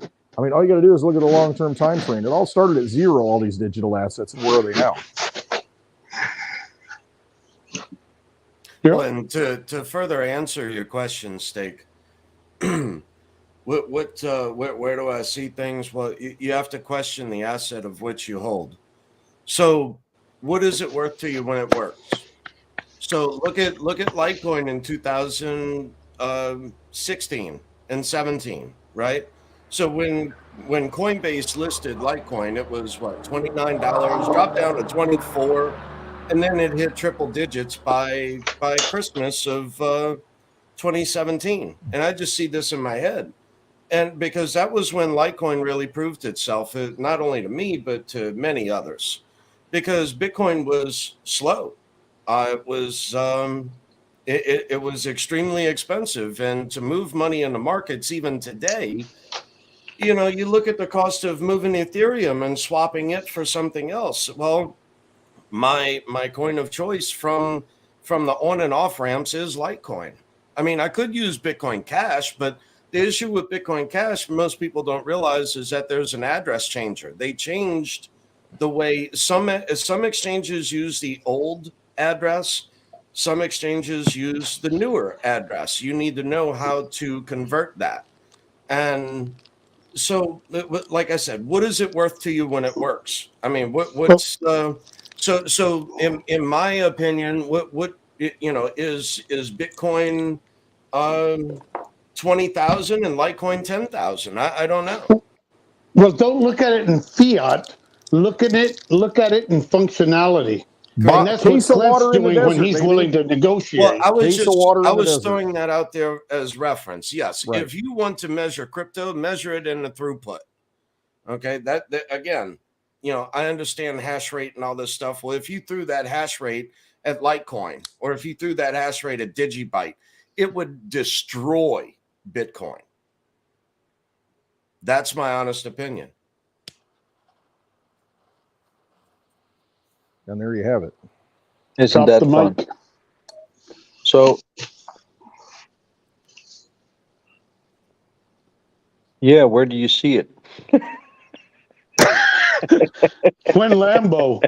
Useful. Continuing to be useful as we go forward. How useful will it be, I guess, is the question.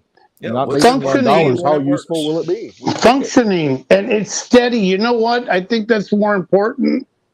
And though we all want it to reach high numbers, there's a certain value that we're holding on to that right now we could still run to Litecoin as a stable coin, as a solid stable coin, Sound as something money that we absorbs shitty trust money. to Right, hold Odette? value. As a transfer of value, because, you know, face it, you know, we could wake up tomorrow after Friday, you know, on the weekend, and the banks just say, you know what? Wally. We don't trust anything. It's a 2008 event. The banks aren't trading. They're not exchanging. You can't write a check because I one like bank this doesn't angle trust the from other. Wally in the chat. It says anything but BTC is trash now. The ones that had a chance blew it already. And I know you're saying something, Clint, but I kind of want to shortly ahead. answer that. Yeah, do it. And here's my argument that pisses off many Bitcoin maximalists. For some use cases, Bitcoin is too decentralized and immutable. So if you want to run data on a blockchain that's immutable, and you want to get rid of that data because it's malicious, with Bitcoin you can't. Which means you can only put data on it that you're okay with that will never be corrupted. So you could put credentials on it because they will stay factually correct, but you can't really store pictures or videos on it that you might not deem appropriate. So, but there I are think people that say no, we don't care about that. It doesn't matter. We don't care about that. We just Yeah, want one well, form of those money. We just people. want one Yeah, form here's of the beer. funny thing. We want one car. Here's the funny thing. Here's the funny thing. There was under libertarians, there was a debate between them and anarchists that said, you know, we can do without a government, anything goes, or we might need a little form of governance or social hierarchy because the primates that we are demand that. That's just the way we as a biological species work. And I think that we're not going to see Bitcoin absorbing everything. Maybe in the long run it could, I don't know, but I don't think it will. I think we're going to see various different blockchains doing various different things.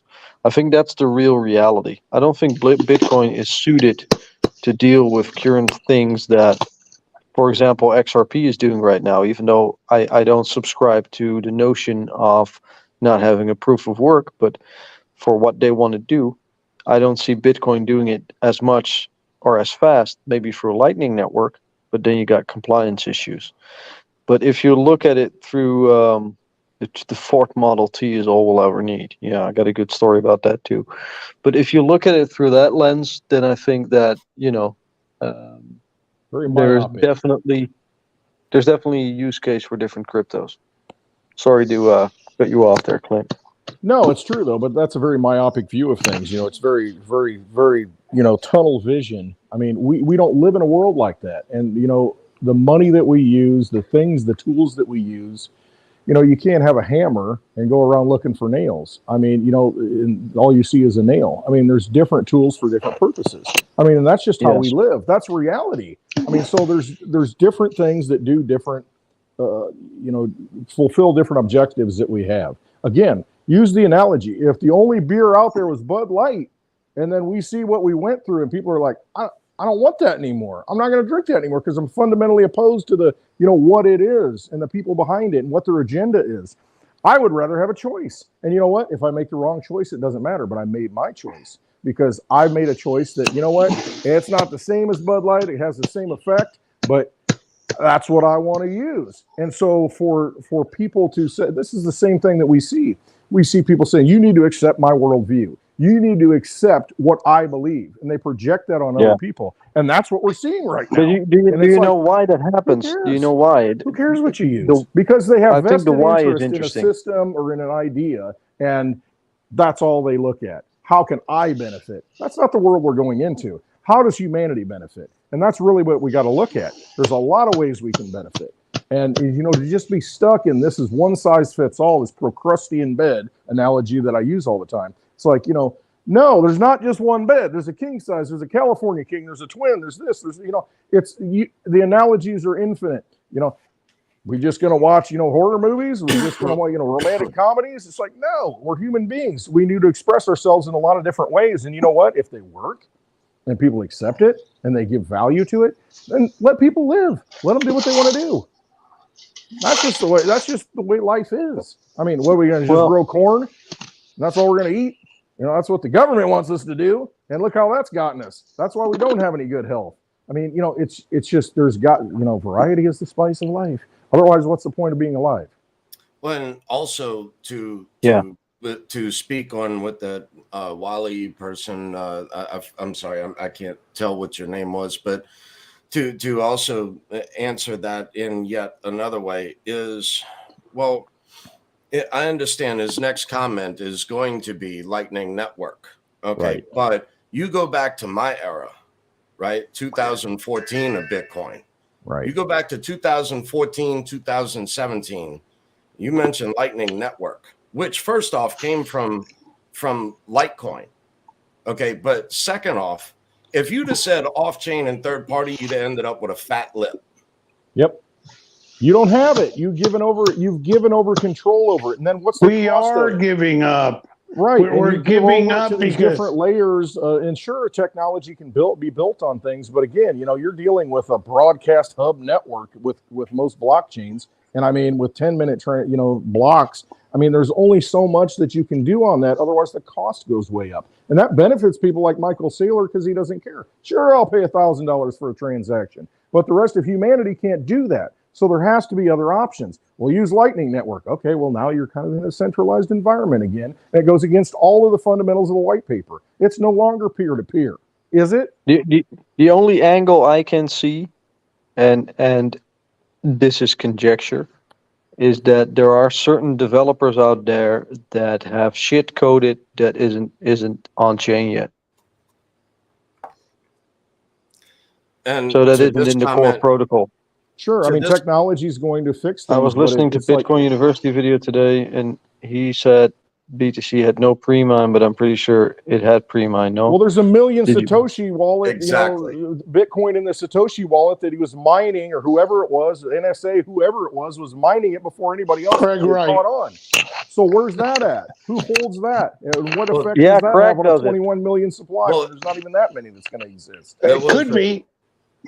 Wouldn't it do be view funny? that- Wouldn't it be funny if one of those wallets would just sign like Craig Wright is a loser at some And point? that's what Charlie Lee said. I mean, he said, if I were Satoshi, that's what I'd do. I'd sign off on one of the wallets and prove that I'm Satoshi, but I'm not. Do I believe it? No. Could it be? I mean, let's just be. Could I it? would He laugh was my around. ass off. He was I around. would laugh my ass off if those wallets would with a signature would leave a message that would But fuck the Let me entire ask space. you. Let me ask you this: It might Does it happen. really matter? Does it really matter if he owns IP that controls Bitcoin?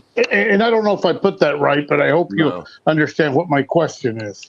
No, the IP that is not going to. That's a layer 1 does not infringe.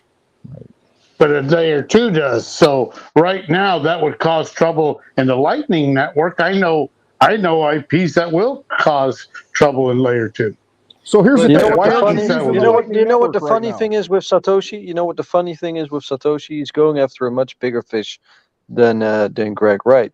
See, if Greg Wright gets proven right, then the court system, the justice system, is flawed too. So if Satoshi would go with that angle, then it would say, you know what?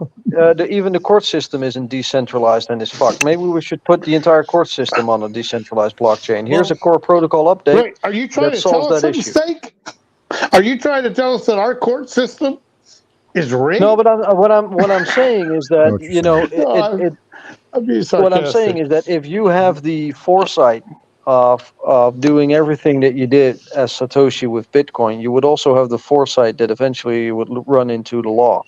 I mean, that's I not would really think a so. far-fetched idea. Well, also look at the Genesis block of Bitcoin and look what Satoshi wrote there. And wouldn't it be funny though if during this next financial crisis, whatever, that just like you said, Steak, if a transaction was signed and said, "See, told you so," Satoshi has been watching all of the bullshit go on for all these years. Yeah. And still be sitting with diamond hands on his million Bitcoin. Now to the second point of this comment, with Digibyte also having a pre-mine. Digibyte did have 0.05% of a pre-mine. So 75% went to developers, 25% went to marketing, I think. And with the court case of library, like with the pre-mine, or was that Dragon Chain? I'm sorry, with the the jurisprudence there, it could be that Jared Tate has to, the creative Digibyte has to maybe pay that back, right, Dave? What do you make of that? Well, maybe he has to pay a fee for it. He could have to face something on that in the future. He might have to answer for that. I don't know. We don't know. Yeah. And that's the purpose of the technology of where all of this began is in Bitcoin, is that this is the advancement of computer science to better humankind.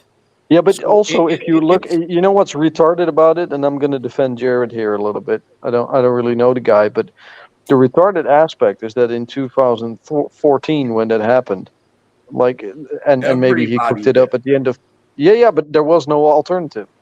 Like there was no alternative in place. So how can you have legislation 9 years after that says, you know, this behavior is wrong. I mean, what else are you going to do? Have a 501c free? Well, that wasn't available at the time. Have a venture capitalist? That's not the direction you want to go in with a decentralized, crypto. And You want to launch an ICO? actually, to go back, it just flashed in my head. I'm actually incorrect. With Digibyte, it had 0.5. half of 1%. Yeah. So it was Yeah. 0.5 of a percent. It wasn't 0.05. It just flashed in my head. So no, I was incorrect there. Half of 1% was a pre-mine of Digibyte, but wasn't yet it like again, 120 million coins? And I thought 90 million went to developers, 30 million went to even big marketeers. And I've looked them up. Like there was a Twitter bot on Digibyte at the time that you had to interact with in order to get, maybe a few coins at the start. And I looked up some of those names of the people that interacted with that bot because you had to follow it, and that account was still active. I did some due diligence on it when I went onto Bitcoin forums with the origin of Digibyte. Some interesting fellows there. Like there was the head developer of Nokia in Athens that now works as a cybersecurity consultant for telecommunications in Europe. That was actually one of the earliest followers. Interesting name. I don't know. It's just a fun guy that was interested in this project, I guess.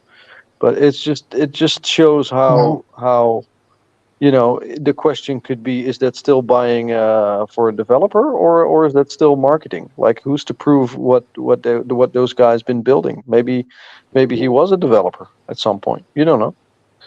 Maybe Dave, it's I'm going just to jump out and come back in, just so you know. My phone's about to die, so I'm going to switch devices. Would you say that Digibyte is more fair than BTC, since BTC is stuck in a wallet and Digibyte Pre9 was used to help Digibyte along in the future? No, I wouldn't say fair is the right word. I would just say that there's different fundamentals in check that have different use cases. So I would say that I try to be objective as possible from the perspective of what Bitcoin is. It has more liquidity, more users, and mayhaps more decentralization, with the prospect of Satoshi no longer being in the picture. Whereas you do have a creator that's still in the picture with Digibyte, and from that angle you could say, well, it's less decentralized. And then you get to the aspect of the actual, what does it do in regards to block speed? What does it do with the 5 algorithms, DigiShield, multi-algo? That's vastly different with Digibyte than Bitcoin. It's just faster, it's just lower fees, and it scales better. And that's something most people from Bitcoin maximalists don't like to hear, because the fundamentals are actually a little bit better. Litecoin offers the same thing. It has better fundamentals than Bitcoin. So to say, is it more fair? I think that's not really the right question to ask. I think we're all in the same boat. I just think we're going to end up on different shores when regulation hits and use cases hit, because those speeds and those stabilities of the hashing and of the network will be important for where it will eventually end up. And so is it more fair than BTC? I don't think that's true, and I can't look in the future. I don't have a glass bowl, so that's why I have a fair bit of all three of them. And I like to pay attention to where it's going in the space. But I think there's a use case for all of them. Right, and that's the key. It's a use case, and it's dependent upon the person. So why shut down someone that wants to use something? I found, and again, I'll use the beaten down analogy of, if I'm taking payment for something. I just went to a coin show a few weeks ago with St. Jerome. All right, am I going to sit there and try to explain to coin people, hey, yeah, I'll take crypto for this silver coin or whatever it is that I'm offering, and they're saying, hey, I'll send you some Bitcoin. Well, the fees are a little high right now. I want to buy this $25, $30 1 ounce coin, and I'll send you Bitcoin for it. Well, first of all, it's going to take 10 minutes to confirm at a minimum, and the fee, if it's $5, if it's $10, why are you going to do that? So why not use something else that's faster? Yeah, you might not want to hold your wealth in Bitcoin, but take Digibyte, take Litecoin and then swap it into Bitcoin. I mean, at a later date, but at least you have it. And that's the glory of the blockchain. You have it. It's like somebody giving you cash, but it's digital cash. And it's a lot faster because I only got so much time to deal with it because I'm on to the next person. I want to get paid right now. And so why not have these tools and use these tools? Because that's all it is, just tools. It's weapons on the economic battlefield. There might be lasers. There might be weapons on the economic battlefield. I like that. That's what it is, though. You got a catapult. You got to load that son of a bitch up. It's Bitcoin. Boom! It does a lot of damage. But guess what? I'm gonna pick up the laser. Bing, bing, bing, bing, bing. That's my digibyte. Why haven't we got weapon coins yet? Like a nuke coin or trebuchet coin or a trebuchet. Uzi coin. Yeah.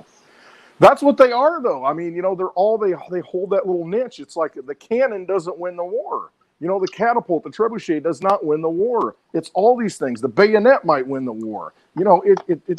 All of it is about the war. And to think that this is the only weapon that we can use, okay, well, your empire's about to die. And that's what it comes down to. You can't think that way.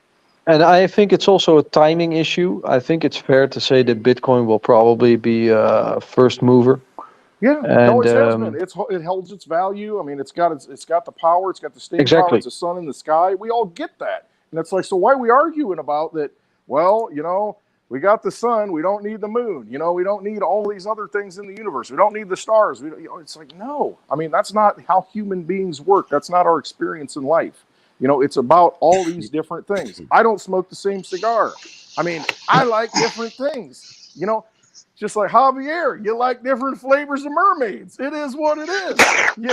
I mean, why are we going to stop somebody from liking what they like? Is that true, Javier? Useful. You want to comment on that? There's, you know what? Just saying. I can tell you this. I don't discriminate. There you go. There you go. Very diplomatic all of a sudden. Yes. Shut him down.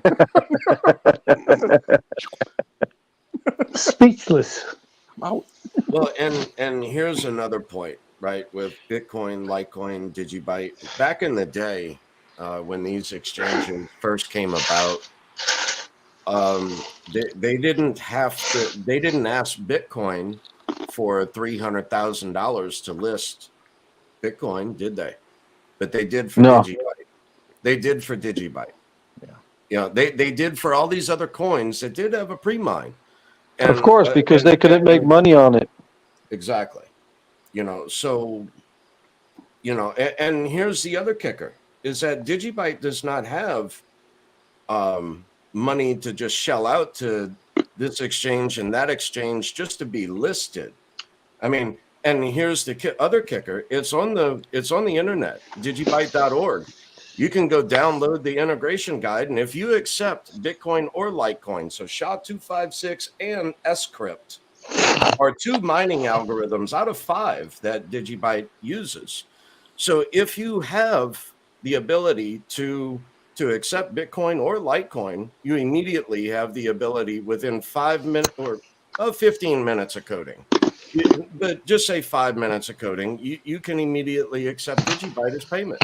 You can list Digibyte. You don't have to ask. And asking from the community to come up with $300,000 for what? Yeah, for you to ludicrous it? To play ball. Let me ask y'all a real.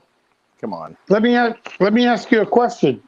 Outside the U.S., what does it matter about those pre-mined coins outside the U.S.? And that's just I don't understand it, so I haven't commented on that. But I do want to know: is this just a U.S. thing, or is it? Do we see difficulties or problems with it outside the U.S.? It was a metric. It was a metric used. It was seen as bad at a certain time because so many different cryptos came about with a pre-mine, and then they just sold out and ran. Which is but there's this whole XRP court case as well, right? That basically says what is a security, what is not, and it kind of depends on whether that also holds jurisprudence over all that pre-mine shit. We got so many amicus briefs there, man. Well, let me ask you this, Steak. It seems like outside the U.S., XRP is doing quite well. So is it going to be the same thing? Is it just us that? And I would understand if we were FTX, but we're still here. There hasn't seemed to be any problem. There seems to be a lot more improvement in XRP. The other countries are seeming to be using it. From what I'm understanding now, I kind of get where it's going to be used in other countries, and there's actually a benefit. So are we the only country? I haven't had that answer yet. Are we the only country that it bothers us about the pre-mining? So far, yes. But that's all I need to know. You know what? There's two things there, though, Javier. Because, you know, the one thing is, it's like, yeah, pre-mine's bad because, like Dave said, you know, I agree. Early on, it was like, okay, yeah, somebody's benefiting from this. You know, do I want to get into this coin? I mean, you know, when you're developing this stuff, when you first bring it to the forefront, you're like, I need to get adoption. I need to get it in the hands of people. So I get why Digibyte did what they did. Litecoin didn't do that. I mean, you know, I'm not either way. It doesn't matter. I love them both. Yeah. You know, Litecoin did it a different way. Hey, we're going to have a fair no pre-mine. We're going to put it out there and everybody can mine it, you know, at their own pace. Bitcoin being the first mover. That's why you had, I mean, it's like, nobody understood it.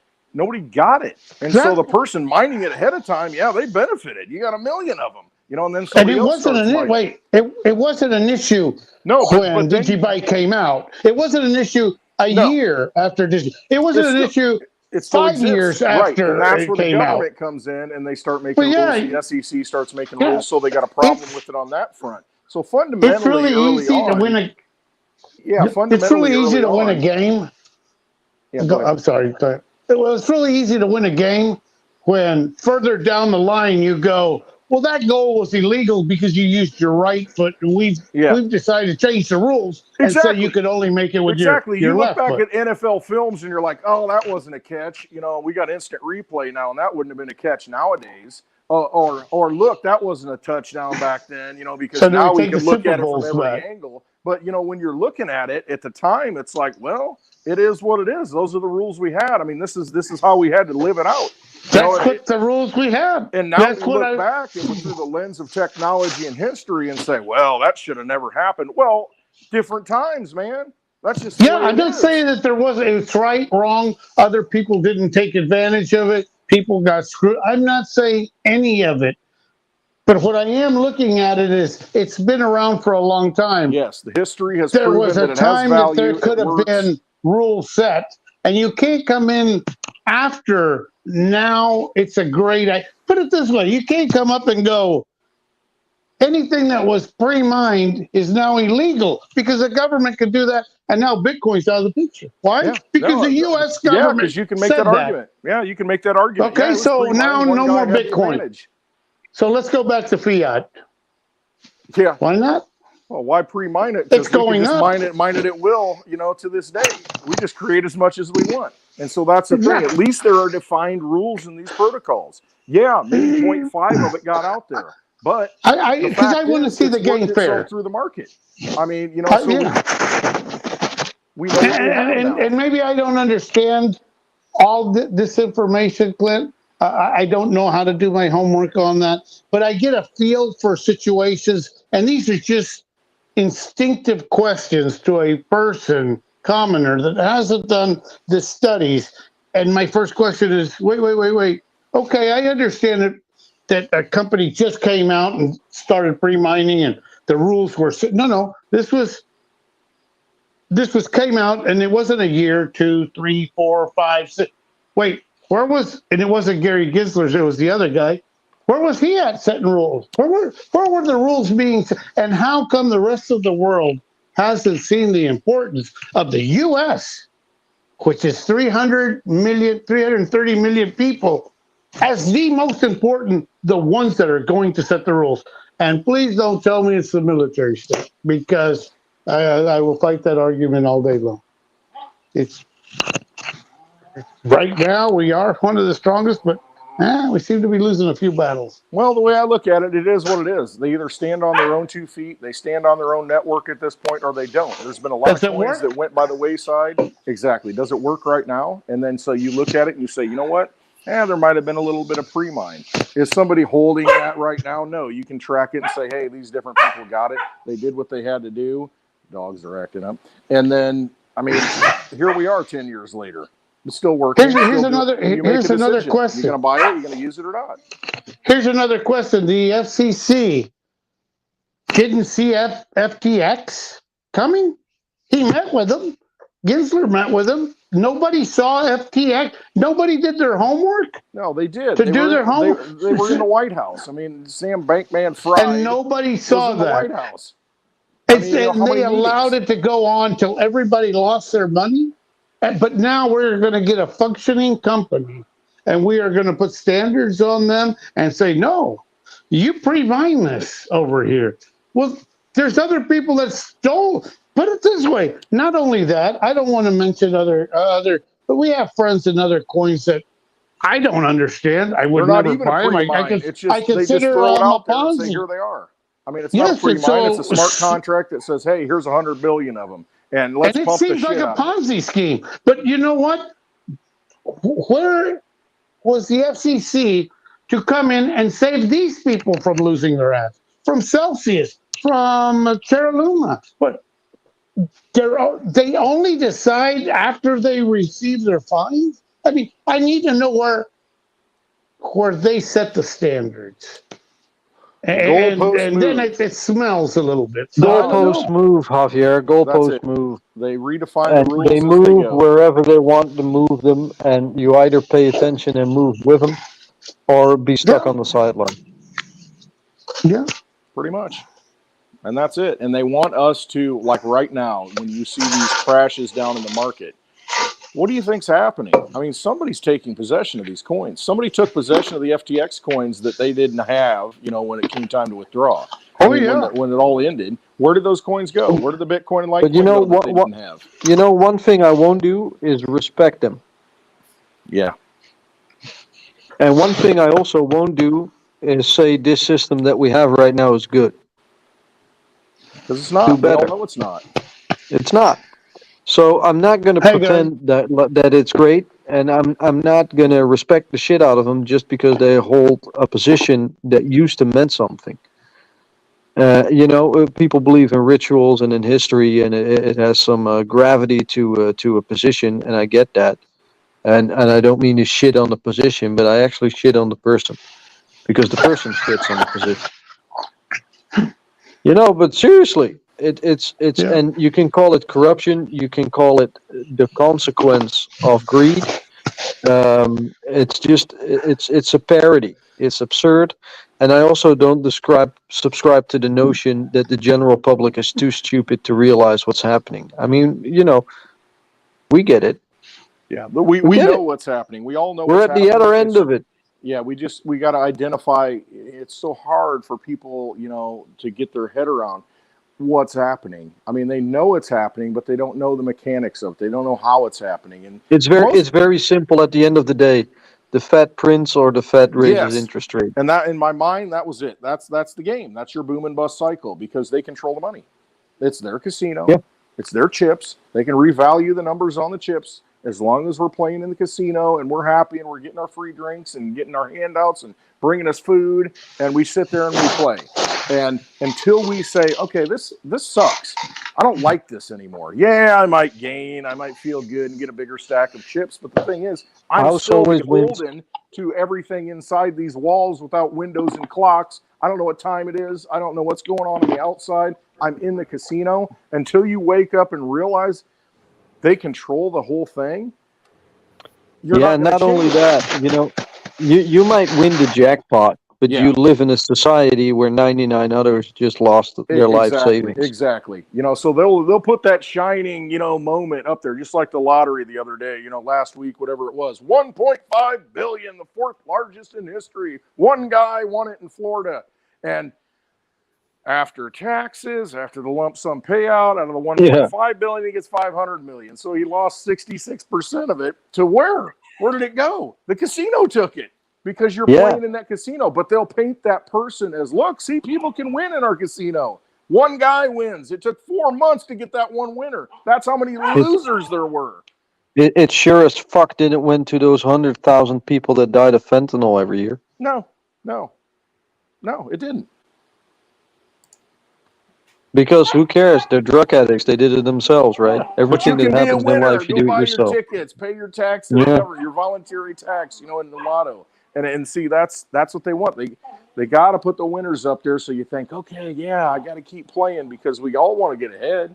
We all want to escape It's a rat race that has gotten way out of proportion. I looked to a great website that I've looked at various points throughout my life. It's called What the Fuck WTF Happened in 1971.com. Many of you will probably be familiar with it, and it's when we let go of the gold standard. And prior to that, we already let go of decentralized banking in 1913. So the inflation didn't happen in 1971, but that's the point where it went on steroids, and things kind of got really out of control, and with fractional banking and everything. And if you look at the charts, if you look at the fucking charts of the little increase in wages, the cost of housing, the healthcare issue, the unemployment issue, the child obesity problems, like every fucking policy from 1971 onwards is just fucked. So for those of you still after 3 hours listening, watching to us, what the fuck happened in 1971.com? It's just pictures. You don't have to listen, you don't have to read. That's the beauty of the website. It's just fucking pictures. You can just doom scroll before you go to bed, and you can just look at it, and just your jaw will probably hit the floor. You're like, what the fuck happened here? And that's when we let go of the gold standard. And what's going to happen with the CBDC? You're going to have that fractional banking on steroids, and there won't be any delay because it's digital, and that might be beneficial. But the power that's at the end of it, they'll just press buttons, and they'll be able to do it. They'll be able to tokenize it on a real-time basis, on a product basis. So you could go into a store and your eggs are $1, and you could look to buy some milk, and you go back to your eggs, and 1 minute later your eggs are $1.01. How And then long it could be 99 cents. How long will that CBDC bullshit system work before the people go, wait, you can't cut me off? Long after you're already in your casket, Javier. Yeah, I don't think so. You know what? And here's why. Because as soon as you start putting rules that Clint Westwood can't smoke those cigars, Clint's going to go, I'm going to go find a way to roll. I'm going to get out of this system because F you, I want to use my system. The day that I can't have my margarita, then I go, hey, you know what? I don't need Westwood. Let's just block Mr. Westwood from even entering this geographic location. I mean, we've got a degenerate location here somewhere in, I don't know, what's a degenerate location somewhere in the U.S.? You name it. It's called the Misfit Channel on Clint Westwood. Yeah, we'll ship him to Australia. In China, no kidding. In China, they have a social credit system, like many of you know. But did you know that for the past decade, they do, not just now, but for the past decade, they do that through facial recognition software in video. That's why they're so good with their drones and their facial recognition software, and it's top notch because they developed it primarily for national security or security. And then you got your social credit system. So here's the gist. You jaywalk, you get a ticket. You jaywalk twice, you get banned for life. Okay. Banned for life. There's more than 10 million people in China, 10 million, banned in their city of origin. So you're no longer able to purchase anything anymore in the city you used to grow up in. Like, you're just gone. So that means that you'll never see your relatives or your friends ever again. They're gone out of your life. You'll never be able to enter that city. You'll never be able to buy a house there. You'll never be able to enter a store there or buy something there. You're just going to be shipped to one location where you'll be able to buy shit, so that's where you have to move. You have to move there yourself. Why don't they just make it easier? Why don't they just execute everybody? Steak. I mean, come on. If it gets to the point where you can't. Because do you know those hamsters? You know those hamsters in those hamster wheels? Mm-hmm. You know, It's like that. The wheels got to Yeah, keep but turning. there's no need. There's no. How long before people start realizing that there is Not. that They're too cage with a comfortable. hamster wheel, and They're they too go, fucking you know comfortable. what? Now Javier, I'm. Javier, Yeah, why aren't people fucking rioting on the streets right now? They aren't. Normalcy bias. Yeah, maybe. normalcy Like I bias. said, hey, They're like that's that what I'm trying frog, to like the figure frog this out. in the water that gets boiled. You know that analogy, right? Yeah, yes, I do. Yeah, well, that It's kind of like that. no, and Steak. All I want to know is, I don't want to fight the system. I just want to know how to play the game. And if this is a game to where there's really Yeah, but no Javier, change, the game is playing. The game played is not a game. It's just make up rules as you go. yeah, that's a sad side for. It's a sad reality for the posterity, because if that's how much they're going to be controlled, they will be told what time to wake up, what time to take a Look, and shit, what time to yeah, eat, but and what you kind of know, life. Let me ask you this, Steak. I don't know. Maybe I'm too old. For me, if I have a choice, that life or go into the woods and try to make it on my own, I know which one I'll take. I will go into the woods 100 times a day, because I may not survive. I may get sick. But you know what? At least I know I'm making my choices. The other way, what are you? What are you? And let me ask you this: who has that God power that is the only person that can make the choice on how you live your life? Who makes that rule? Is it our well, president? Is it only the United States the president? problem is Javier that we live under, and I say this sarcastically, we live under the illusion that we control our own life.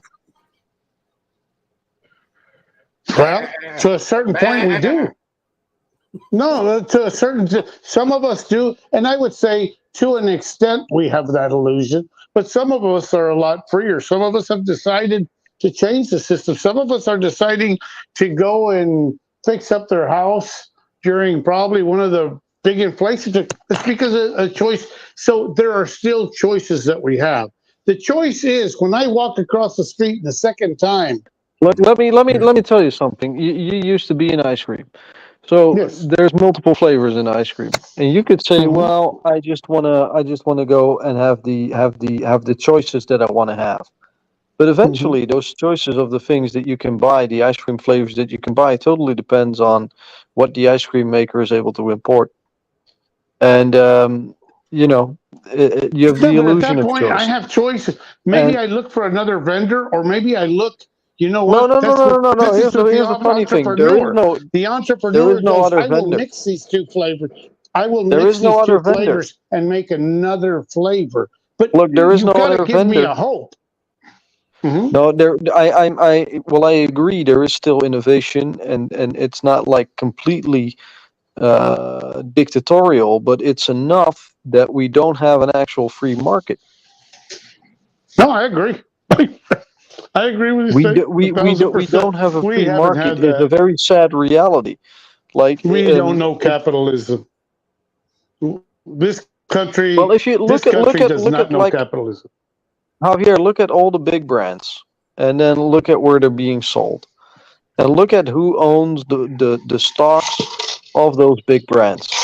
And it varies, of course, by percentages. But like the biggest stock holders are BlackRock, Vanguard, Berkshire Hathaway. You know, those are the ones that, and a few more, those big financial institutions, and they have, Also, you know, maybe five or six of them. They own all the stock, also, get down. and then Get down. they decide on they decide on what policies they wanna put forth. You know, Right. Yeah. so between the five or six of them, they own the entire supermarket business. They own all the food business. They own the entire pharmacy. They own the whole military industrial complex. I mean, they own the mass media. That's powerful if you own all of that. The energy markets, But if you infrastructure, control all that, why the hell do you want it? Why do you want a bunch of puppets? housing. Hmm? Well, Why you okay, want what? so we have the housing, but if we eliminate the feeders, I believe that's what they were called. Why the hell would you want, if these people aren't working and these people aren't, why would you just eliminate any of your competition? You're the corporate, and you have Javier, to. As a matter of fact, it's kind of like a zoo. You just go in well, there, and people could go. Those three people could go in and watch us live our lives. you Inside that remember zoo. those history books from the you know the Middle Ages, the medieval times, Yes, where yes, the kings had peasants. yes. That's what we're That's in. what we're We're in going a to. we're in That's a our hope. that's where we're in. We're in a class warfare. We're not in a social cultural warfare that everyone thinks and believes, and with the whole gender identity and racism and BLM No, bullshit. Important topics, but not as important as the actual class warfare, how you're being fucked by the system. Like, we're really fucking poor in comparison to the other classes if you compare that throughout history. Like, the cut that we're getting right now from the masses is very, very little. And that's a detriment to a lot of issues that we have in society. And on top of that, you also have the current timeline where after the Second World War, call it the boomers, that we all know, but that's up to everyone being born to 1965, so 20 years after the Second World War, the only thing that they saw was a rebuilding of society and an increase of wealth. And of course, in the U.S., you also had the benefit of the Marshall Plan, where you loaned money to other countries, including in Europe, to build up their society again, and they had to pay interest back. So you had this golden age that they went through in their entire life, and these are the people that are vastly overrepresented because they're a very big group of people. And after them, the wealth slowly slowed down, so less births were, the birth rate decreased.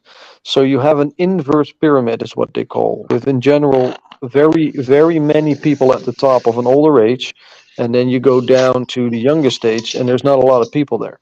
So it's like an inverse pyramid, and that is an issue at some point for your pension funds and for your wealth distribution in the country, because young people just won't have it, and it's because they do all the work and they get shit. And then you got old people that have been riding their entire life that never knew setbacks. They only saw golden ages, and they're well until they're almost dead, and they still want more. They still want more. They They already aren't blew it. used to having They already setbacks. blew all of our inheritance. Yeah. Yeah, they fucked it all up, and they're actually the children from the people that served in the Second World War, and they couldn't have failed their parents more than what they did. They're the biggest disgrace probably with, and they don't see it like that, but they've really y'all let are. things just go out of control. There's no personal accountability or responsibility there, not even at the I end of their agree. life. Where's the fucking Yeah, y'all wisdom? boomers are a bunch of screw ups. Clint. Yeah, but it's not that I wanna put away an entire generation, because it's the people in power that put forth these policies. But that's also a mechanic that you see in this class warfare, is that it's not just the classes from the ultra rich to the poor and anything in between. Middle class is hardly there anymore. But it's also the generational effect that we see into play. Look, I'm 38. You can count me 40 or anything, but even people of my age, millennials, still struggle financially with like buying a house or having kids, and you can say, well, fuck these millennials, these young generation people. We're fucking 40. Like we're Gosh, not you know fucking what? It young is, anymore. We're fucking 40. and it Like shocks like me, we know Stink. what life is about at 40. I mean, fuck off. I'm No, not a kid you that know just what? came out You of have school no anymore. idea. That's why. Put it this way. This is why I think I realize and I see things a lot differently, because y'all have never even seen hope. You've never dreamed to go, hey, Look, I can be part of it. We come from a different era to where we at least looked each other in the eyes. We had Javier. deals. We had Oh, your generation is totally screwed. Not trusting, not thanks, Mark. yeah. It's I don't know. It's I don't know what the word is, but this Javier, is a scary situation. I'm going in my third financial global crisis in my life. Yeah, I've seen it. I feel for them because if you are struggling and you're a very smart guy, Steak, can you imagine the other fucking people? Can Well, you imagine the here's the people funny that thing, aren't that don't have your kind Javier. of education? If half of the population has a bachelor's degree or higher, it's worth fuck all. Yeah, what the hell? Nobody's working in the. Here we have people that have degrees that are not working in the field that they're in. What the hell were you doing? And you know what? We have a system that tells you, hey, go borrow money so you could be a music, get your degree in music or whatever the hell, knowing that they can't pay it back, knowing that they are blowing up their lives, and there's no way out of that. Can you imagine? Let me ask you this: I had a friend that was you a do really, you professional do really student for well that in, reason. you do really well in crypto, and someone comes up and goes, "I want a music degree." And I need $150,000 for it. Steak, are you going to loan that person that? Buy him Do the you guitar. see? Yeah, just go. Here's a guitar. Go play on the Start street playing. till you learn how to play. Because Yeah. we are sabotaging our youth. Do you know how many people get a business degree out of college?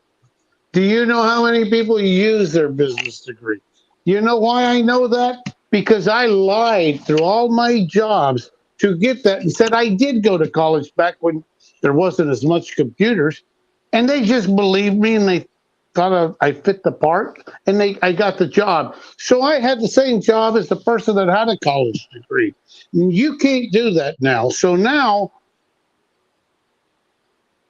you've really depressed me. I'm going to have another freaking margarita tonight because I don't see any hope. Good. I mean, I see hope for myself. I don't see hope for Well, the. look, Javier, there's hope. It's just it takes a little bit longer in order for this current generation to at some point say, well, let's go fully To adapt decentralized and to. clean up this mess. No, what you're telling me is that it takes a little longer for them to adapt to a slavery form of if you do this wrong, we'll nail you. If you eat meat more than once a day, because we decided that cows have flatulism too much and fart too much, so we are going to be. When do I get? So this new generation of people, smartest people in the world, smartest people ever, are never going to have their own choice. Well, in addition to that, hunger solves laziness. It always has. I mean, dude, I could tell you the game. I could, you know what? I could fix most of the problems, immigration and everything else right now. You know why? I've lived long enough to say, you know what you do? You don't give people benefits that come over here illegally. And I'm not saying good, bad, or other words. There is a system. You apply for the system. Most people you go out, they don't have that form of education, or you change the system completely and say we are going to do a flat tax for everything that's bought. Now, if that person buys a house, they have to pay taxes. If the billionaire, the problem is the poor aren't paying their taxes. Yet some of them, I'm not saying all, are wearing $1,000 shoes and have $2,000 phones that they don't have Well, to freaking pay taxes for. why are the rich corporations not paying any taxes? They don't, because And why are we the okay with that? strongest the U.S. has ever been, Fascism. the strongest the U.S. has ever been is when we had the strongest middle class, which is completely dissolving. You want to see them? Do you want to see where they are? Go over to California. You'll see them all over the highways. There's people that have given up on life stake, and it's not out of choice. It's because there is. Imagine you have your house right now. You bought a house, and say you're doing really well. You're paying it, no problem. You have enough money to put in the bank, and then all of a sudden the insurance comes up and go, "We're going to triple it." So you go, "Oh my God! Now there is no more money," and then you get sick. And the so you got to choose: do I go to medicine or do I lose my house payment? The system is broken, and if that is our future, I feel for the future. I don't have kids, but I feel for the future because you have to have some kind of hope to where people can make their own decision.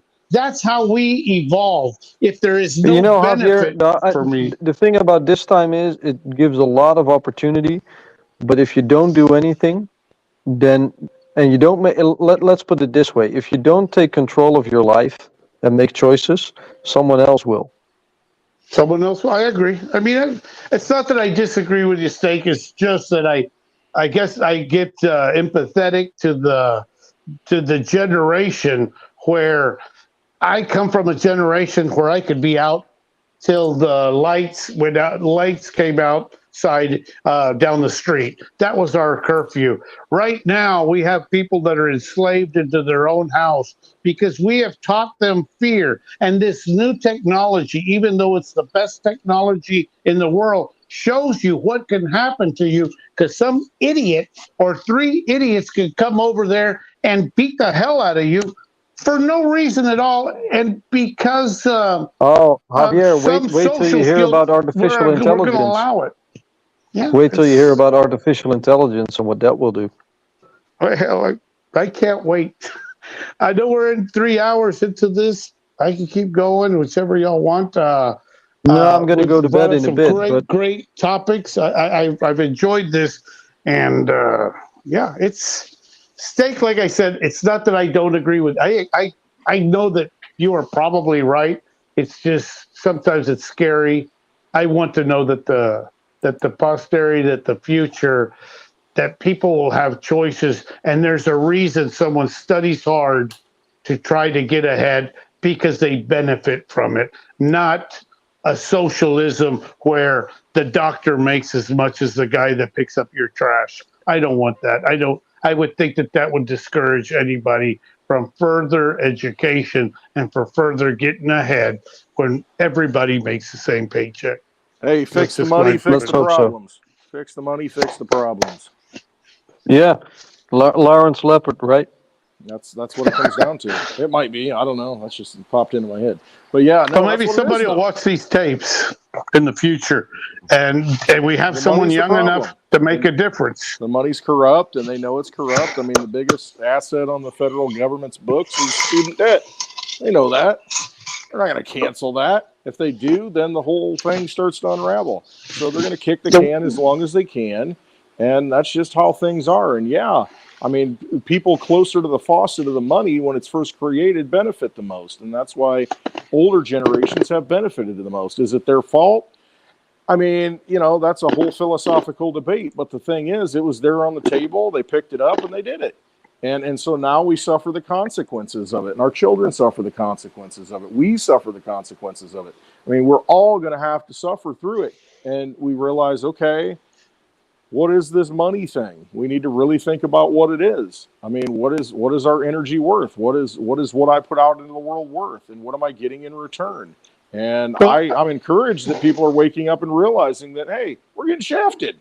This is ridiculous. I just see a comment that Coinbase is down. Our other exchange is down too. I saw that. Yeah. Which is not surprising. It happens every time. This is what they do. Yeah. I think that you're like me. I'll ask you a question. Are you a rip the Band-Aid fast or rip the Band-Aid really, really, really slow? Bro, I would have ripped that Band-Aid off 30 years ago if I could.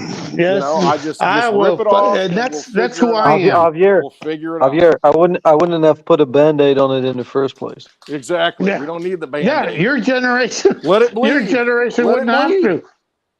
I use the analogy all the time. I walk in the house, my wife says, "You're bleeding." I say, "I didn't know I was bleeding." Well, is what it is. I mean, that's what happens. You do something. It's what makes it stronger, Clint. It's what makes it heal back. I got a scar here. It's like, oh well. I'm still here. It's just part of. You get through it. I don't think you are going to be a hand model or a body model. Anyway, it looks like a shot glass when I hold the beer can. Oh shit! Maybe I don't need another margarita. Hey Dave, we're almost on 3 hours and 30 minutes. I think this is one of the longest takes we had. Yeah, I'm going to go off. It was enjoyable. All right. No, I do too. I've got to go to eat dinner and everything else. But guys, you know what? I'll listen to this again and I will enjoy it. Let me give you some hope then here too, because I think that's important too. Old people eventually will die.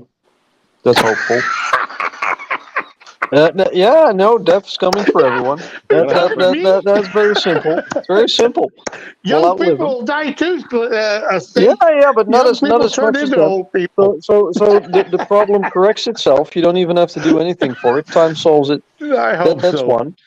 And then you have the fourth industrial revolution that we haven't really discussed anywhere yet on these spaces, but we can, and I think we should at some point. And that I do. basically says that we're going towards a society, and we're going to live through it in the next decade. That is going to accelerate beyond belief. And it's not just in blockchain, it's also in artificial intelligence, it's quantum computing, it's synthetic biology, it's nanotechnology, it's all of this is coming around the corner. And that's the reason that drive for the fourth industrial revolution is the reason why the system is currently fucked.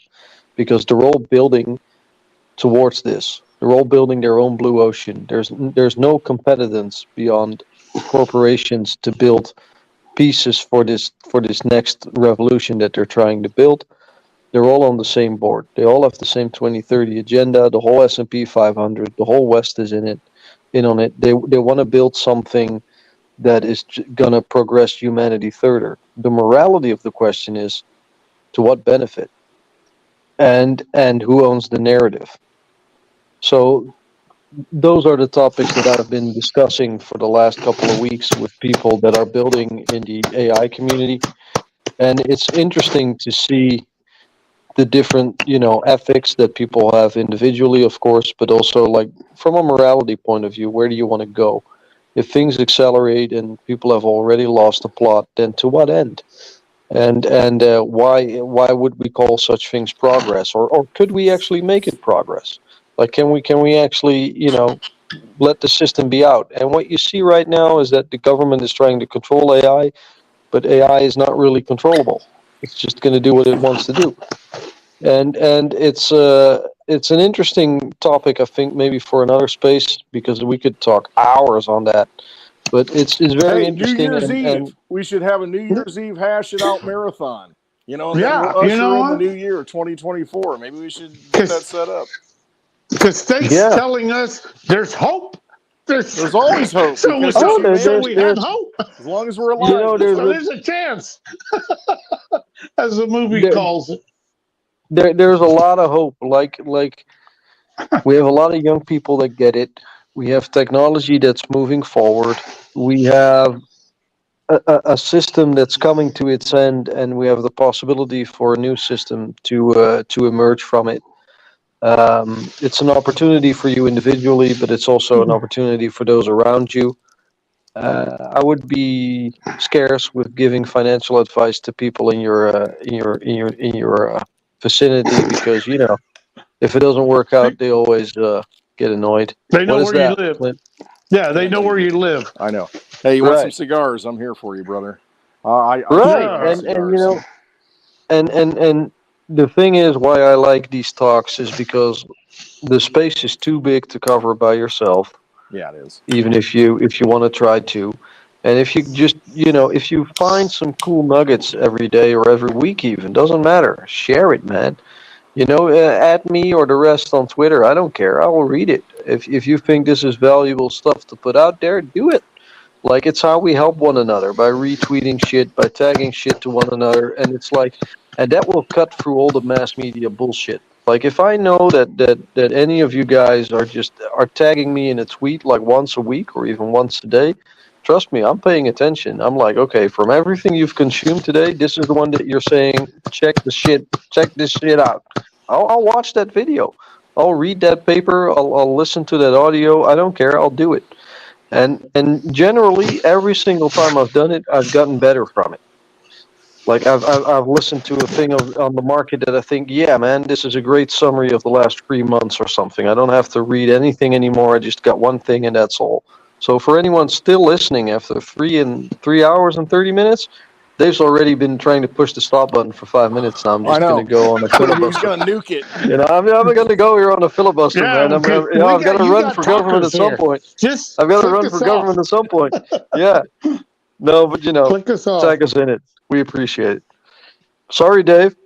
No worries, man. I just, yeah, I always enjoy these little talks, you know, and hopefully other people do too. And hopefully in the not too distant future, these talks will make more sense as different things unfold.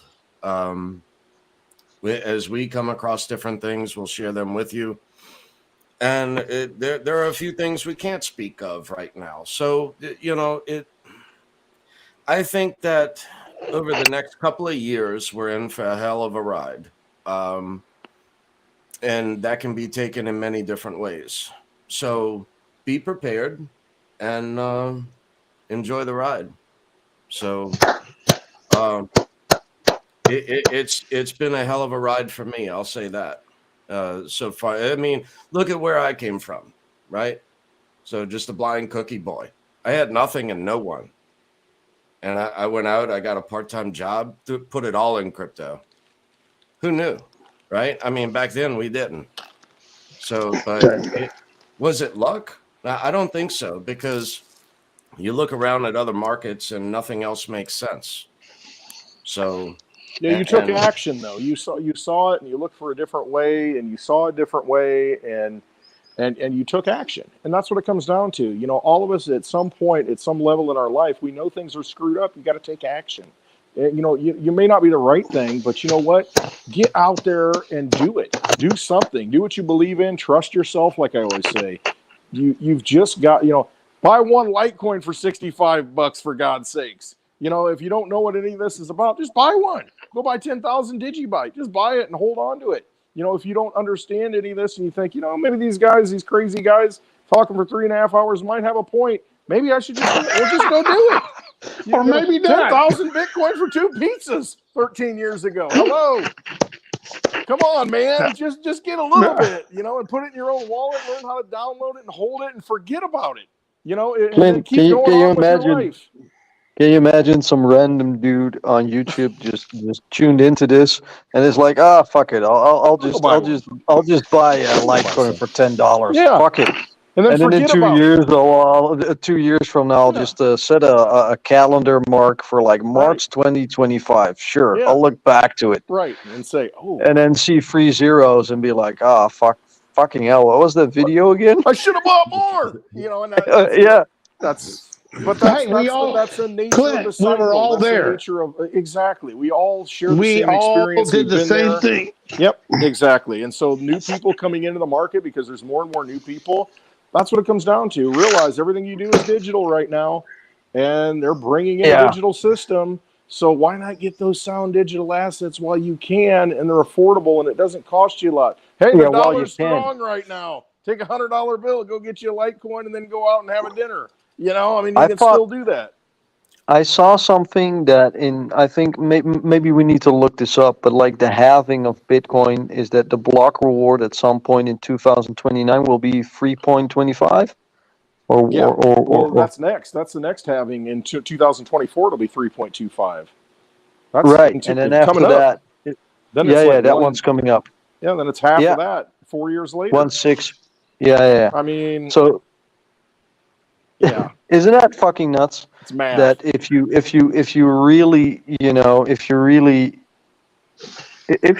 if you're not like super, but you know, you got a fair amount of maybe cash on the side that you say, well, I'm going to put a month's wages in total in crypto, maybe more, but or maybe a little less. But if you got that, say 1,000, then even then you would probably in 2029 or 35 be at the point where you have more than the halving reward of Bitcoin. Right. Like that would already put you at a very high echelon of interest for corporations that want to stake on a Bitcoin. You'll just get your cash flow. You'll keep your asset. You just get your cash flow from those that want to, you know, Because use it's that not as leverage. it's never going to be as easy to get as it is right now. It's always going to get harder to get. As you look back, it's going to get harder and harder to get. There are going to be controls, there are going to be gateways, there are going to be ramps on and off that are completely controlled. It's going to be difficult to get. And so there's FUD, FOMO, they're going to tell you it's over. They're going to tell you we're going to get rid of it. We're going to go into a new system. We've heard it all. If the gas stations are closed and everybody's lining up trying to get gas, wouldn't it be nice to have that 55-gallon barrel of gas sitting at home, ready to go? Yep. Just saying. Energy. Or just a gas tank, just a small gas tank, whatever it is. You know, wouldn't it be nice to be able to have something like that in your possession? That's what we're talking about with these assets. You have the opportunity, not like a stock or, you know, not like, you know, something on a screen that says this is what I'm worth. No, you actually get to hold this. You can take possession of a digital asset and control it. I mean, what other time, I mean, in history, do we have the opportunity to get a finite asset that we know how many there are going to be? The rules are defined and you can take possession of it. Man, look back. Here it is. Look back, you know what? Don't kill yourself. Don't have regrets. You know, do it now while you can. Sorry. Dave, you're not allowed. You're not allowed to press stop. I'm out. Yeah, because I'll get on my whole soapbox. Peace. Talk to you later, Javier. Text you later, Sake. All right, guys. Yeah, I got to call it. We already we're at 3 hours 39 minutes. I mean, this is just the longest. This is new personal record, Dave. Yeah. Well, and we could have gone on another New Year's marathon. Sounds like a good idea. Not New Year's Eve. No, not New Year's Day. New Year's Eve, maybe. I don't know what the hell. But yeah, I'm in for it. Bye. Right on, guys. Look, I want to thank y'all for coming and taking part in this, and I want to thank everyone for tuning in. We love y'all. Y'all go make it a day. Later.